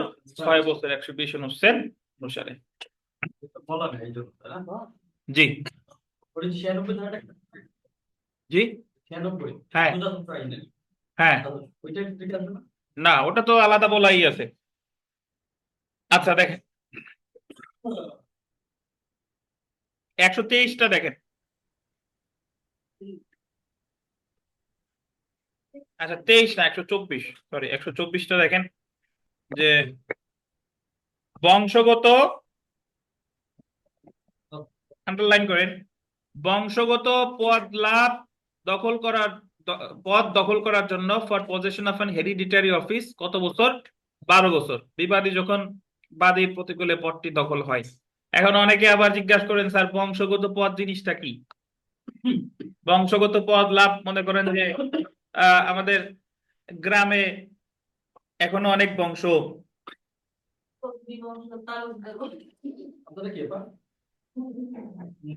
বিধি বিধিকা আচ্ছা। তো এখন যদি অ্যাকচুয়ালি বংশগত পদের প্রধান হওয়ার কথা ধরেন শেখ বেনজির সাহেবের, শেখ বংশের প্রধান, কিন্তু এই পদ আর একজন কারচুপি করে প্রধান হইছে, তাইলে এই ক্ষেত্রে বেনজির সাহেব মামলা করবে কত বছরের মধ্যে? 12 বছরের মধ্যে। এই কথাটাই বলা হয়েছে তামাদি আইনের কত অনুচ্ছেদ? 124। আচ্ছা দেখেন, তো এরপরে আমরা চলে আসি ভাই, এটা দেখেন 128 আর 129, 128 আর 129 বকেয়া খোরপোশ লাভের অধিকার ঘোষণার জন্য হিন্দু কর্তৃক মামলা, এরিয়ার্স অফ মেইনটেনেন্স। এখানে মামলাটা করতেছে হিন্দু। কত বছর? 12 বছর। আর খোরপোশ লাভের অধিকার ঘোষণার জন্য হিন্দু কর্তৃক মামলা, এক্ষেত্রেও কত বছর? 12 বছর। সো আপনি মনে রাখবেন হিন্দু মহিলা খোরপোশ, খোরপোশ মানে হলো ভরণ পোষণ, মেইনটেনেন্স কত বছর? 12 বছর। ওই যে হিন্দু ল, তো ভরণ পোষণ কি ডিভোর্স হইলেই পাবে? একজন বিয়ে করছে সে ভরণ পোষণ দিচ্ছে না, ভরণ পোষণ কি শুধু ডিভোর্স হইলেই পায় বিষয়টা তা না। ভরণ পোষণ হাজবেন্ড ওয়াইফরে ভরণ পোষণ দিচ্ছে না। জি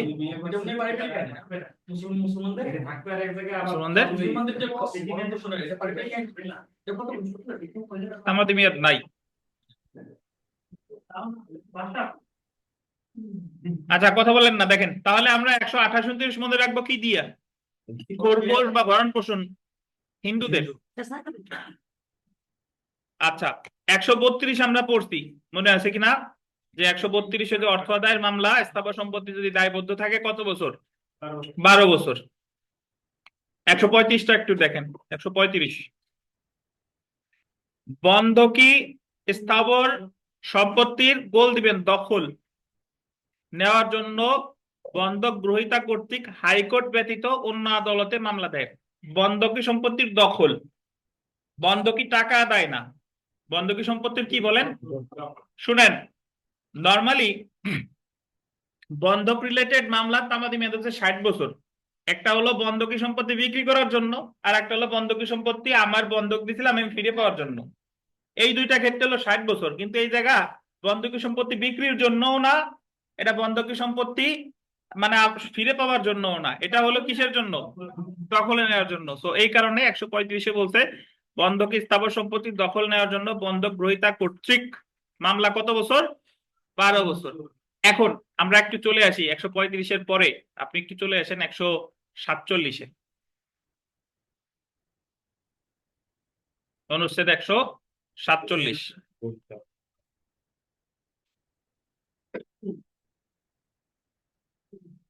24, 26, 28, 29 পড়াইছে 24, 26, 28, 24 পড়াইছে। আচ্ছা দেখেন, রেহেন উদ্ধারের অধিকার নাশ, ফরক্লোজার বা বিক্রয়ের জন্য রেহেন গ্রহীতা কর্তৃক মামলা। ফরক্লোজার শব্দটা বললেন, ফরক্লোজার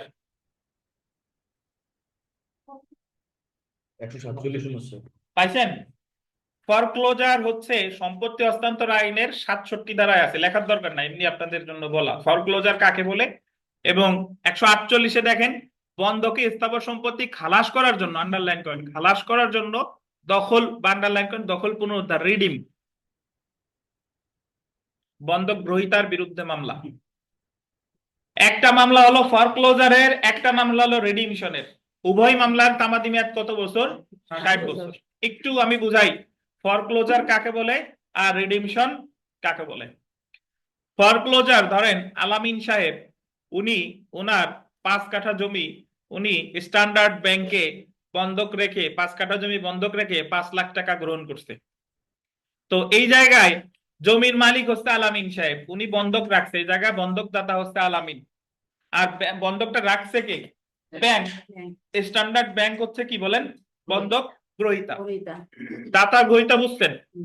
আচ্ছা এখন শুনেন, ধরেন ব্যাংক যখন আলামিন সাহেবকে 5 লাখ টাকা বন্ধক দিয়েছে, ব্যাংকের ওই বন্ধক দলিলে লেখা আছে যে আলামিন সাহেব এই 5 লাখ টাকা আগামী 5 বছরের মধ্যে পরিশোধ করবে। যদি 5 বছরের মধ্যে পরিশোধ যদি না করে, তাহলে ব্যাংক আলামিন সাহেবের বিরুদ্ধে আইনগত পদক্ষেপ নিতে পারবে। বুঝতে পারছেন? এখন ধরেন 5 বছরের মধ্যে আলামিন সাহেব 5 লাখ টাকা পরিশোধে ব্যর্থ হয়েছে, তো ব্যাংক তো টাকা পাই নাই। এখন ব্যাংক তাহলে এই টাকাটা আদায় করবে কিভাবে? জমি বিক্রি করে। বুঝতে পারছেন? কারণ জমিটা বন্ধক রেখেই তো আলামিন সাহেব 5 লক্ষ টাকা নিছে। এখন ব্যাংক ইচ্ছা করলেই জমি বিক্রি করতে পারবে না ভাই। এই জমি বিক্রি করার জন্য মানে বন্ধকের অধিকার নাশ করার জন্য ব্যাংককে বাদী হয়ে কোর্টে মামলা করতে হবে, এটাকে বলে ফরক্লোজারের মামলা। ব্যাংকে বাদী হয়ে কোর্টে মামলা করতে হবে যে অমুক আমার কাছ থেকে বন্ধক নিছিল এত টাকা, এত সময়ের মধ্যে শোধ করার কথা ছিল, হয় নাই, এখন আমি ফরক্লোজারে মামলা করলাম, আপনি তাড়াতাড়ি এই সম্পত্তি বিক্রি করার অনুমতি আমারে দেন, অথবা যার কাছ থেকে টাকাটা আমরা আদায় করে দেন। এই যে ব্যাংক বন্ধক গ্রহীতা বন্ধকের টাকা আদায়ের জন্য বা সম্পত্তি বিক্রি করার জন্য যে মামলাটা করেছে, এটাকে কি মামলা বলে?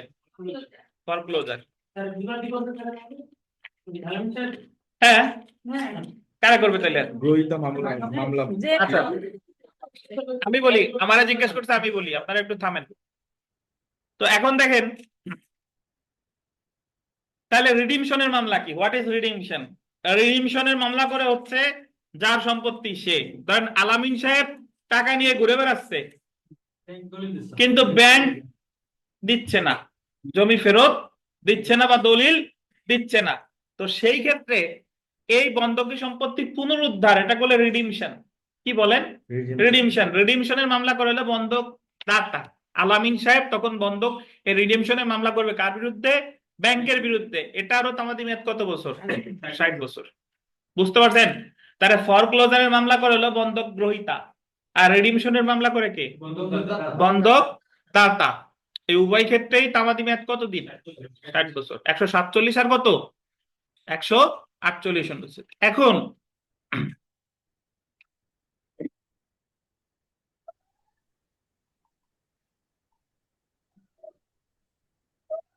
অনলাইনে যারা আছেন আপনারা কথা শুনতে পাচ্ছেন তো? জি স্যার, শোনা যাচ্ছে স্যার। Clear sir. তো 135টা একটু দেখেন, আমরা 135 কিন্তু ইতিমধ্যে পড়ছি। এই জায়গায় বন্ধক হইলেই আপনি 60 টাকায়েন না, ওটা যদি ফরক্লোজার হয় তাহলে 60, ওটা যদি রিডিমশন হয় তাহলে কি 60। কিন্তু যদি এরকম হয় যে বন্ধকি স্থাবর সম্পত্তির দখল নেওয়ার জন্য, 12 বছর।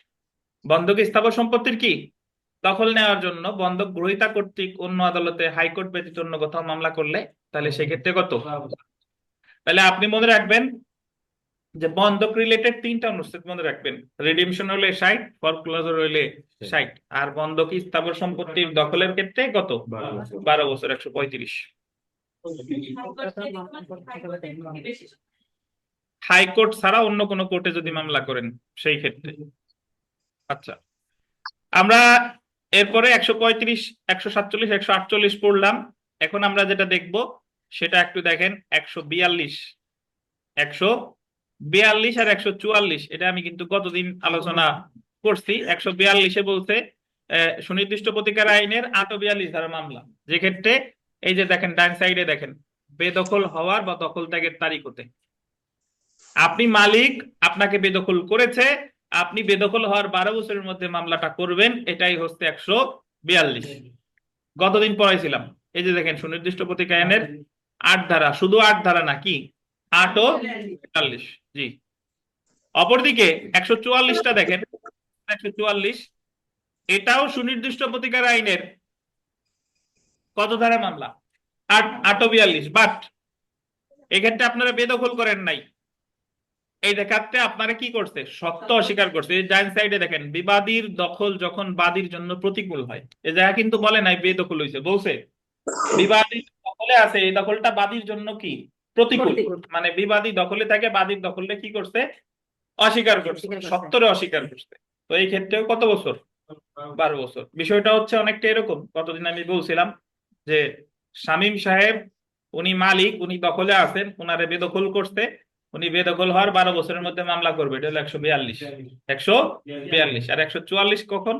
শামীম সাহেব উনার উত্তরাধিকার সূত্রে উনি একটা জমি পাইছে, এখন ওই জমির দখলে যখন যাইতে গেল, দেখলো যে ওই জমির চাচা আগে থেকেই আছে, চাচা বলতেছে বাবা যে এই জমির মালিক হলাম আমি, তখন এই ক্ষেত্রেও শামীম সাহেব 12 বছরের মধ্যেই মামলাটা করবেন। এটা হলো তামাদি আইনের কত অনুচ্ছেদ? 144। ধন্যবাদ। মূল মামলার ক্ষেত্রে সর্বশেষ অনুচ্ছেদটা দেখেন, 149। সুপ্রিম কোর্টের মূল এখতিয়ারাধীন মামলা ব্যতীত, আন্ডারলাইন করবেন, সরকার কর্তৃক সরকারের পক্ষে দায়েরকৃত কোনো মামলা, সরকার বাদী হয়ে কোনো মামলা করলে সেই মামলার তামাদি মেয়াদ কত বছর? 60 বছর। কত অনুচ্ছেদে বলছে? 149। 149। তো এখানে আমরা 1 থেকে 149 অনুচ্ছেদে যতগুলা মোটামুটি আমরা পড়লাম, এইগুলা পড়লেই আপনার হবে ইনশাল্লাহ। এখানে বেশ যেটা স্পেশালি মনে রাখবেন, 120 অনুচ্ছেদে বলছে যে মামলার কোনো নির্দিষ্ট তামাদি মেয়াদ নেই সেই ক্ষেত্রে তামাদি মেয়াদ নির্ধারিত হবে কত অনুচ্ছেদ অনুসারে? 120 অনুচ্ছেদ অনুসারে। কতদিন? 6 বছর। তো এখানে বিগত বছরের প্রশ্ন যা আছে এগুলার আমি পড়লাম না, এগুলা আমরা মোটামুটি ওখানে যা পড়ে আসছি এগুলাই, এর বাইরে কিছু নাই। আমরা সরাসরি চলে আসি দেখেন দ্বিতীয় বিভাগে। দ্বিতীয় বিভাগে সব পড়বো, 150 থেকে 157, এখানে কোনোটা বাদ যাবে না। এটা একটু চলে আসি দ্বিতীয় বিভাগ।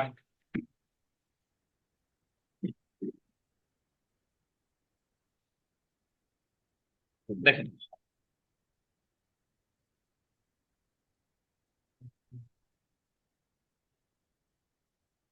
দ্বিতীয় বিভাগে বলেছে যে ফৌজদারি এবং দেওয়ানি মামলায়, ফৌজদারি এবং দেওয়ানি মামলায় আপিল দায়েরের তামাদি মেয়াদ, আন্ডারলাইন করবেন, 150 থেকে 157 পর্যন্ত আলোচনা করা হয়েছে। অর্থাৎ আপিল এটা দেওয়ানিও হতে পারে, এটা কি ফৌজদারিও হতে পারে। প্রথমে আমরা চলে আসি 150টা দেখেন, 150 অনুচ্ছেদ।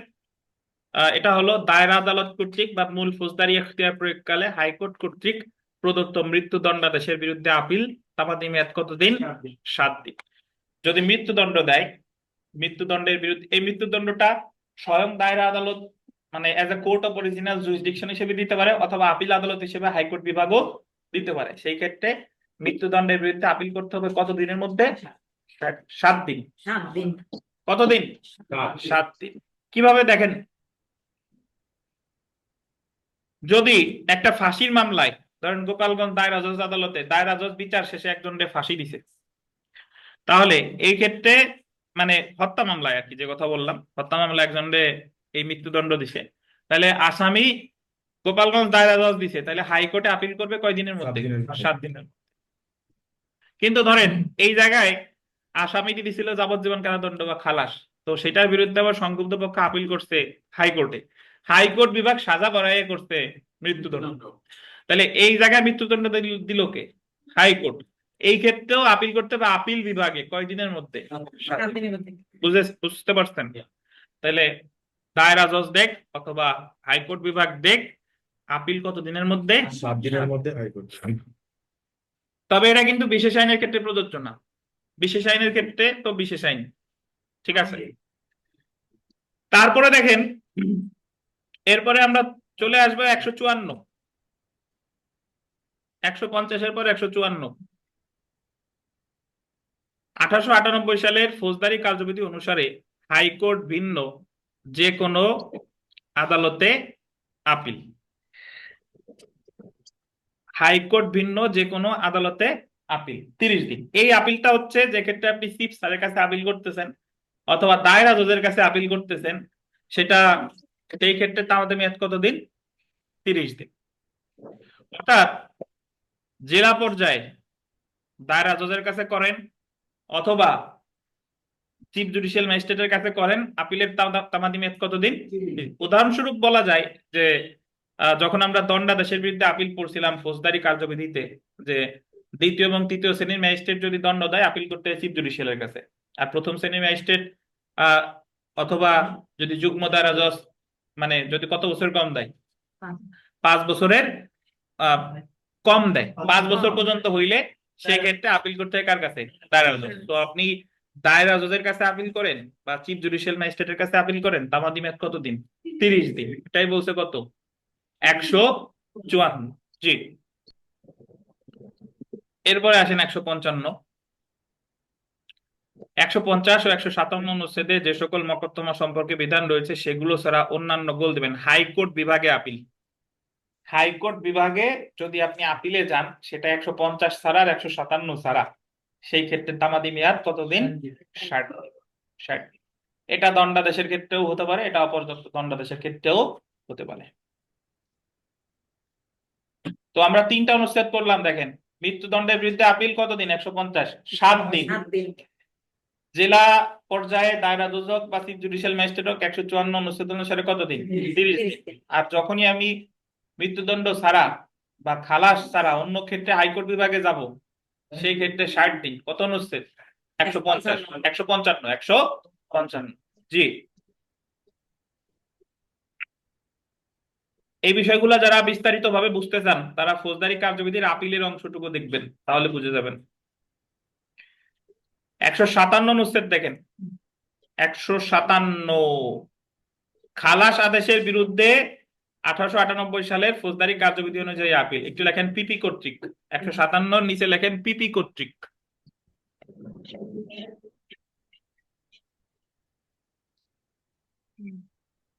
কে কর্তৃক? পিপি আপিল করে। তাহলে খালাস আদেশের বিরুদ্ধে যদি পিপি আপিল করে তাহলে তামাদি মেয়াদ কে? 6 মাস। পিপি মানে হলো পাবলিক প্রসিকিউটর, আমরা ফৌজদারি কার্যবিধিতে বিস্তারিত পড়বো ইনশাআল্লাহ। তো আমরা ফৌজদারি কার্যবিধি রিলেটেড 4টা অনুচ্ছেদ পেলাম, দেখেন। আচ্ছা, তার আগে একটু বলে নি, খালাসের বিরুদ্ধে আপিল করতে পারে, একটা হলো পিপি আর একটা হলো নালিশকারী বা অভিযোগকারী বা কমপ্লেইনেন্ট। পিপি যদি আপিল করে তামাদি মেয়াদ কতদিন? 6 মাস। আর বলছে 157 অনুচ্ছেদ, কিন্তু অভিযোগকারীর 60 দিনের মধ্যে আপিল করে, সেটা তামাদি আইনে বলে নাই, সেটা বলেছে ফৌজদারি কার্যবিধির 417-3। 417-3। তো আপনি এখানে যে বিষয়গুলো মনে রাখবেন সেটা একটু দেখেন। 4টা অনুচ্ছেদ আমরা পড়লাম কি কি। 150 মৃত্যুদণ্ডের ক্ষেত্রে কতদিন? 7 দিন। 154 জেলা হাইকোর্ট ব্যতীত অন্য কোনো আদালতে 30 দিন। 155 হাইকোর্টে কতদিন? 60 দিন। আর 157 পিপি আপিল করবে খালাসের বিরুদ্ধে। এই আপিলটা দায়রা জজেও হতে পারে, হাইকোর্টেও হতে পারে। কতদিন? 6 মাস। এখন আমরা দেখবো 152। দেখেন ধারা 152। তার আগে একটু বলে নেই, আমাদের দেওয়ানি কার্যবিধিতে ভাই 5 কোটি টাকা পর্যন্ত আদেশ ডিক্রি হইলে আপিল করতে হবে জেলা জজের কাছে, আর 5 কোটি টাকার বেশি হইলে কোথায়? হাইকোর্ট বিভাগে। এখন একটু বলে নেই, জেলা জজের কাছে আপিল করলে 30 দিন। কতদিন? 30 দিন। হাইকোর্ট বিভাগে গেলে 90 দিন। কতদিন? ফৌজদারিতে হাইকোর্টে ওই যে 155 ছিল 60 দিন, আর এখানে হাইকোর্টে গেলে কতদিন? 90 দিন। তো 152 বলতেছে জেলা জজের কাছে 30 দিন, আর 156 বলতেছে হাইকোর্টে 90 দিন। তাহলে দেখেন, একটু শুনেন আগে, আমরা ফৌজদারি রিলেটেড করলাম 4টা অনুচ্ছেদ, 150, 154, 155 আর কত 157, আর দেওয়ানিতে পড়বো 152 আর 156। একটু দেখেন, এই যে 1908 সালের দেওয়ানি কার্যবিধি অনুসারে জেলা জজের আদালতে আপিল কতদিন? 30 দিন। 156 দেখেন, দেওয়ানি কার্যবিধির 151, 153 অনুচ্ছেদে যে সকল মকদ্দমা সম্পর্কে বিধান আছে সেগুলো ছাড়া অন্যান্য ক্ষেত্রে হাইকোর্টে বিভাগে আপিল কতদিন? 90 দিন। তাহলে আমরা 2টা অনুচ্ছেদ পড়ি নাই, আর বাকিগুলা পড়া হয়েছে। 150 পড়ছি, 154, 155, 157, তারপরে বললাম 152 আর 100 কত 56, মাঝে বাদ থেকে গেছে 2টা, 51 আর কত 53। 51টা একটু দেখি, তার মাঝে 51টা দেখেন, হাইকোর্ট কর্তৃক গোল দিবেন মূল দেওয়ানি এখতিয়ার প্রয়োগকালে ডিক্রি বা আদেশের বিরুদ্ধে আপিল, গোল দিবেন 30 দিন, সরি 20 দিন। একটু স্টার্ট দেন, মূল দেওয়ানি এখতিয়ার, এটা একটু গোল দিয়েন, মূল দেওয়ানি এখতিয়ার। হোয়াট ইজ মূল দেওয়ানি এখতিয়ার? মূল দেওয়ানি এখতিয়ার হলো যে মামলাটা সরাসরি দায়েরই করা হয় হাইকোর্টে, নিম্ন আদালতে দায়েরের কোনো সুযোগ নাই। ধরেন কোম্পানি অ্যাক্ট 1994 এর অধীন মূল কোম্পানির মামলার আদি এখতিয়ারই হচ্ছে হাইকোর্টের, বা রিট করে কোথায়? হাইকোর্টে। তাহলে এই সকল মামলায় মূল দেওয়ানি এখতিয়ার কার? হাইকোর্টের। হাইকোর্ট যদি কোনো সিদ্ধান্ত দেয় তাহলে আপিল করতে হবে আপিল বিভাগে। কোথায়? আপিল বিভাগে। কত দিনের মধ্যে? 20 দিন। কত অনুচ্ছেদে বলছে? 151। 151। এটা গুরুত্বপূর্ণ। হাইকোর্ট বিভাগ, এভাবে প্রশ্ন আসবে যে হাইকোর্ট বিভাগ আদি এখতিয়ার প্রয়োগে যদি কোনো ডিক্রি বা আদেশ দেয় সেই ক্ষেত্রে আপিল করতে হবে কত দিনের মধ্যে? 20 দিন। এই আপিলটা কোথায় হবে? হাইকোর্ট। হাইকোর্ট তো আদেশ দিল, এই আপিলটা হবে কোথায়? আপিল বিভাগে, অ্যাপিলেট ডিভিশনে, আপিল বিভাগে। 153টা দেখেন, অধীনস্থ কোনো আদালত আপিল বিভাগে লিভ টু আপিল প্রত্যাখ্যানের কোনো আদেশের বিরুদ্ধে হাইকোর্ট বিভাগে আপিল। এটা হলো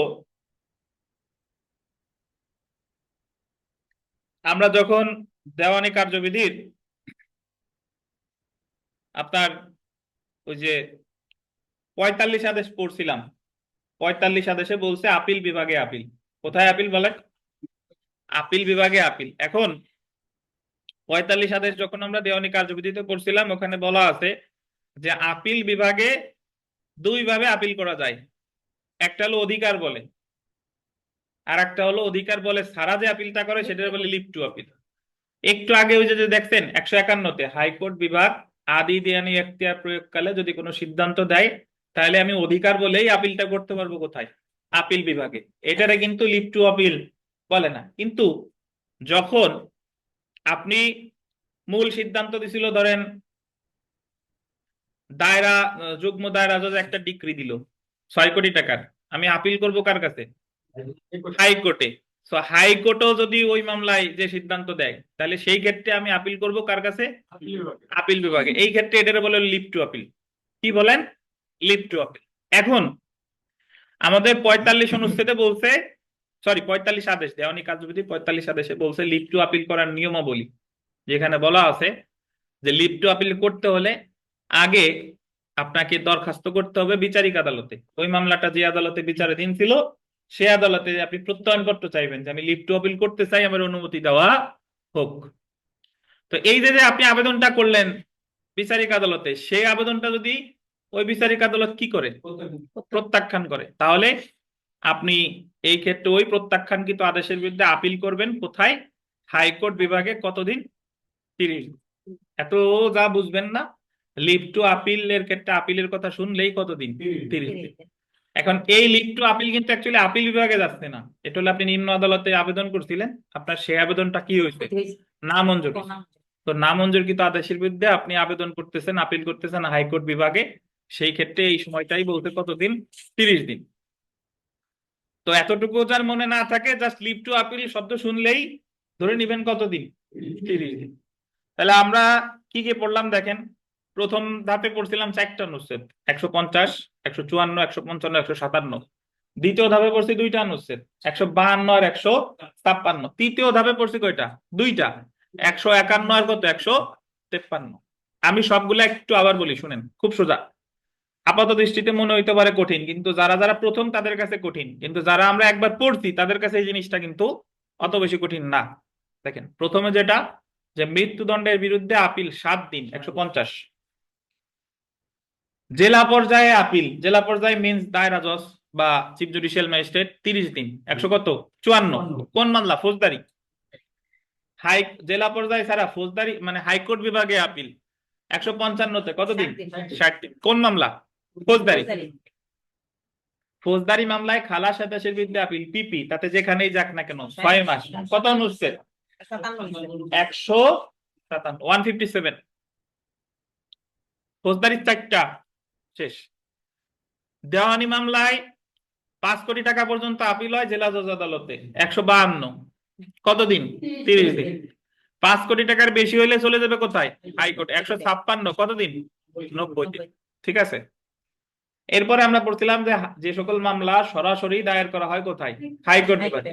তাহলে হাইকোর্ট বিভাগের আদি এখতিয়ার প্রয়োগে কোনো সিদ্ধান্ত দিলে তার বিরুদ্ধে আপিল করতে হবে কয় দিনের মধ্যে? 20 দিনের মধ্যে। এটা কত? 151। সবশেষে থাকলো 100 কত? 53। আপনি আপিল বিভাগে লিভ টু আপিল করতে চান, বিচারিক আদালতে আবেদন করছিলেন, বিচারিক আদালত আপনার আবেদনটারে কি করছে? প্রত্যাখ্যান করছে। এই প্রত্যাখ্যানের আদেশের বিরুদ্ধে আপনি আপিল হাইকোর্ট বিভাগে আপিল করছেন কত দিনের মধ্যে? 30 দিন। এটা হলো কত? 153।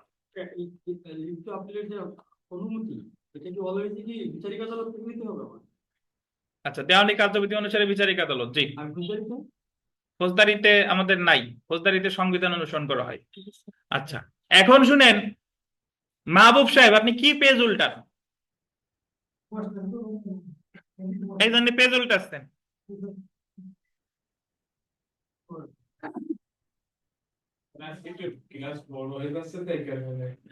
তা ঘুমের ওষুধ আপনারা না কিনা যারা যারা এই যে ওষুধের দোকানে আছে কয়েকজন রোগী সংগ্রহ করেন। সংগ্রহ করলে হবে কি, তাদের টাকাও বেঁচে গেল, অর্ধেক আমাদের দিক, আমারে দিক। কথা শুনে এই জায়গা থেকে ঘুমাই যাক। আপনারা তো সবাই ঘুমান এই জায়গা আসলে। জি না, ঠিক আছে, আপনার কথা আলাদা। মুনার, আপনার ঘুমা শেখায়।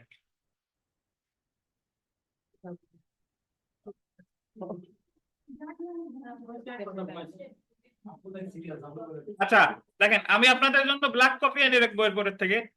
ওই 2 চামচ নিয়ে একটু ব্ল্যাক কফি করা করে খাবেন, আর ঘুম থাকবে না ইনশাল্লাহ। চিনি ছাড়া খাবেন।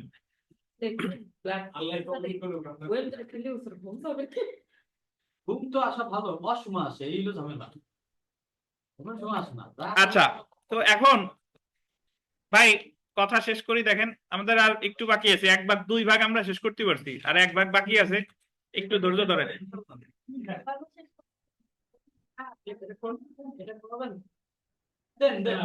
আচ্ছা, আপিল নিয়ে আপনাদের কোনো প্রশ্ন আছে কিনা আগে সেটা বলেন।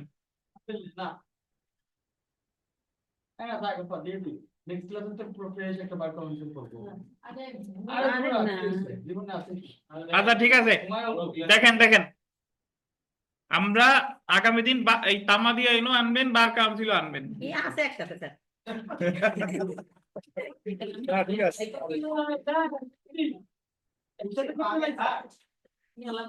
তামাদি আইনও আনবেন, বার কাউন্সিলের অংশটুকু আনবেন, ঠিক আছে? আর আজকে আমরা এই পর্যন্তই পড়লাম। এখন আপনাদের 2টা ক্লাস টেস্ট অনুষ্ঠিত হবে, আমি পর্যায়ক্রমে প্রশ্ন দিব, একসাথে না। আগে হচ্ছে তামাদি আইন দিবেন 20 মার্কের, তারপরে হচ্ছে আপনার দেওয়ানি কার্যবিধি 40 মার্কের। আগে আমরা দেওয়ানি কার্যবিধি সংশোধন করব, তারপরে হচ্ছে আপনার বাকিটা। তো ঠিক আছে, ভালো থাকেন।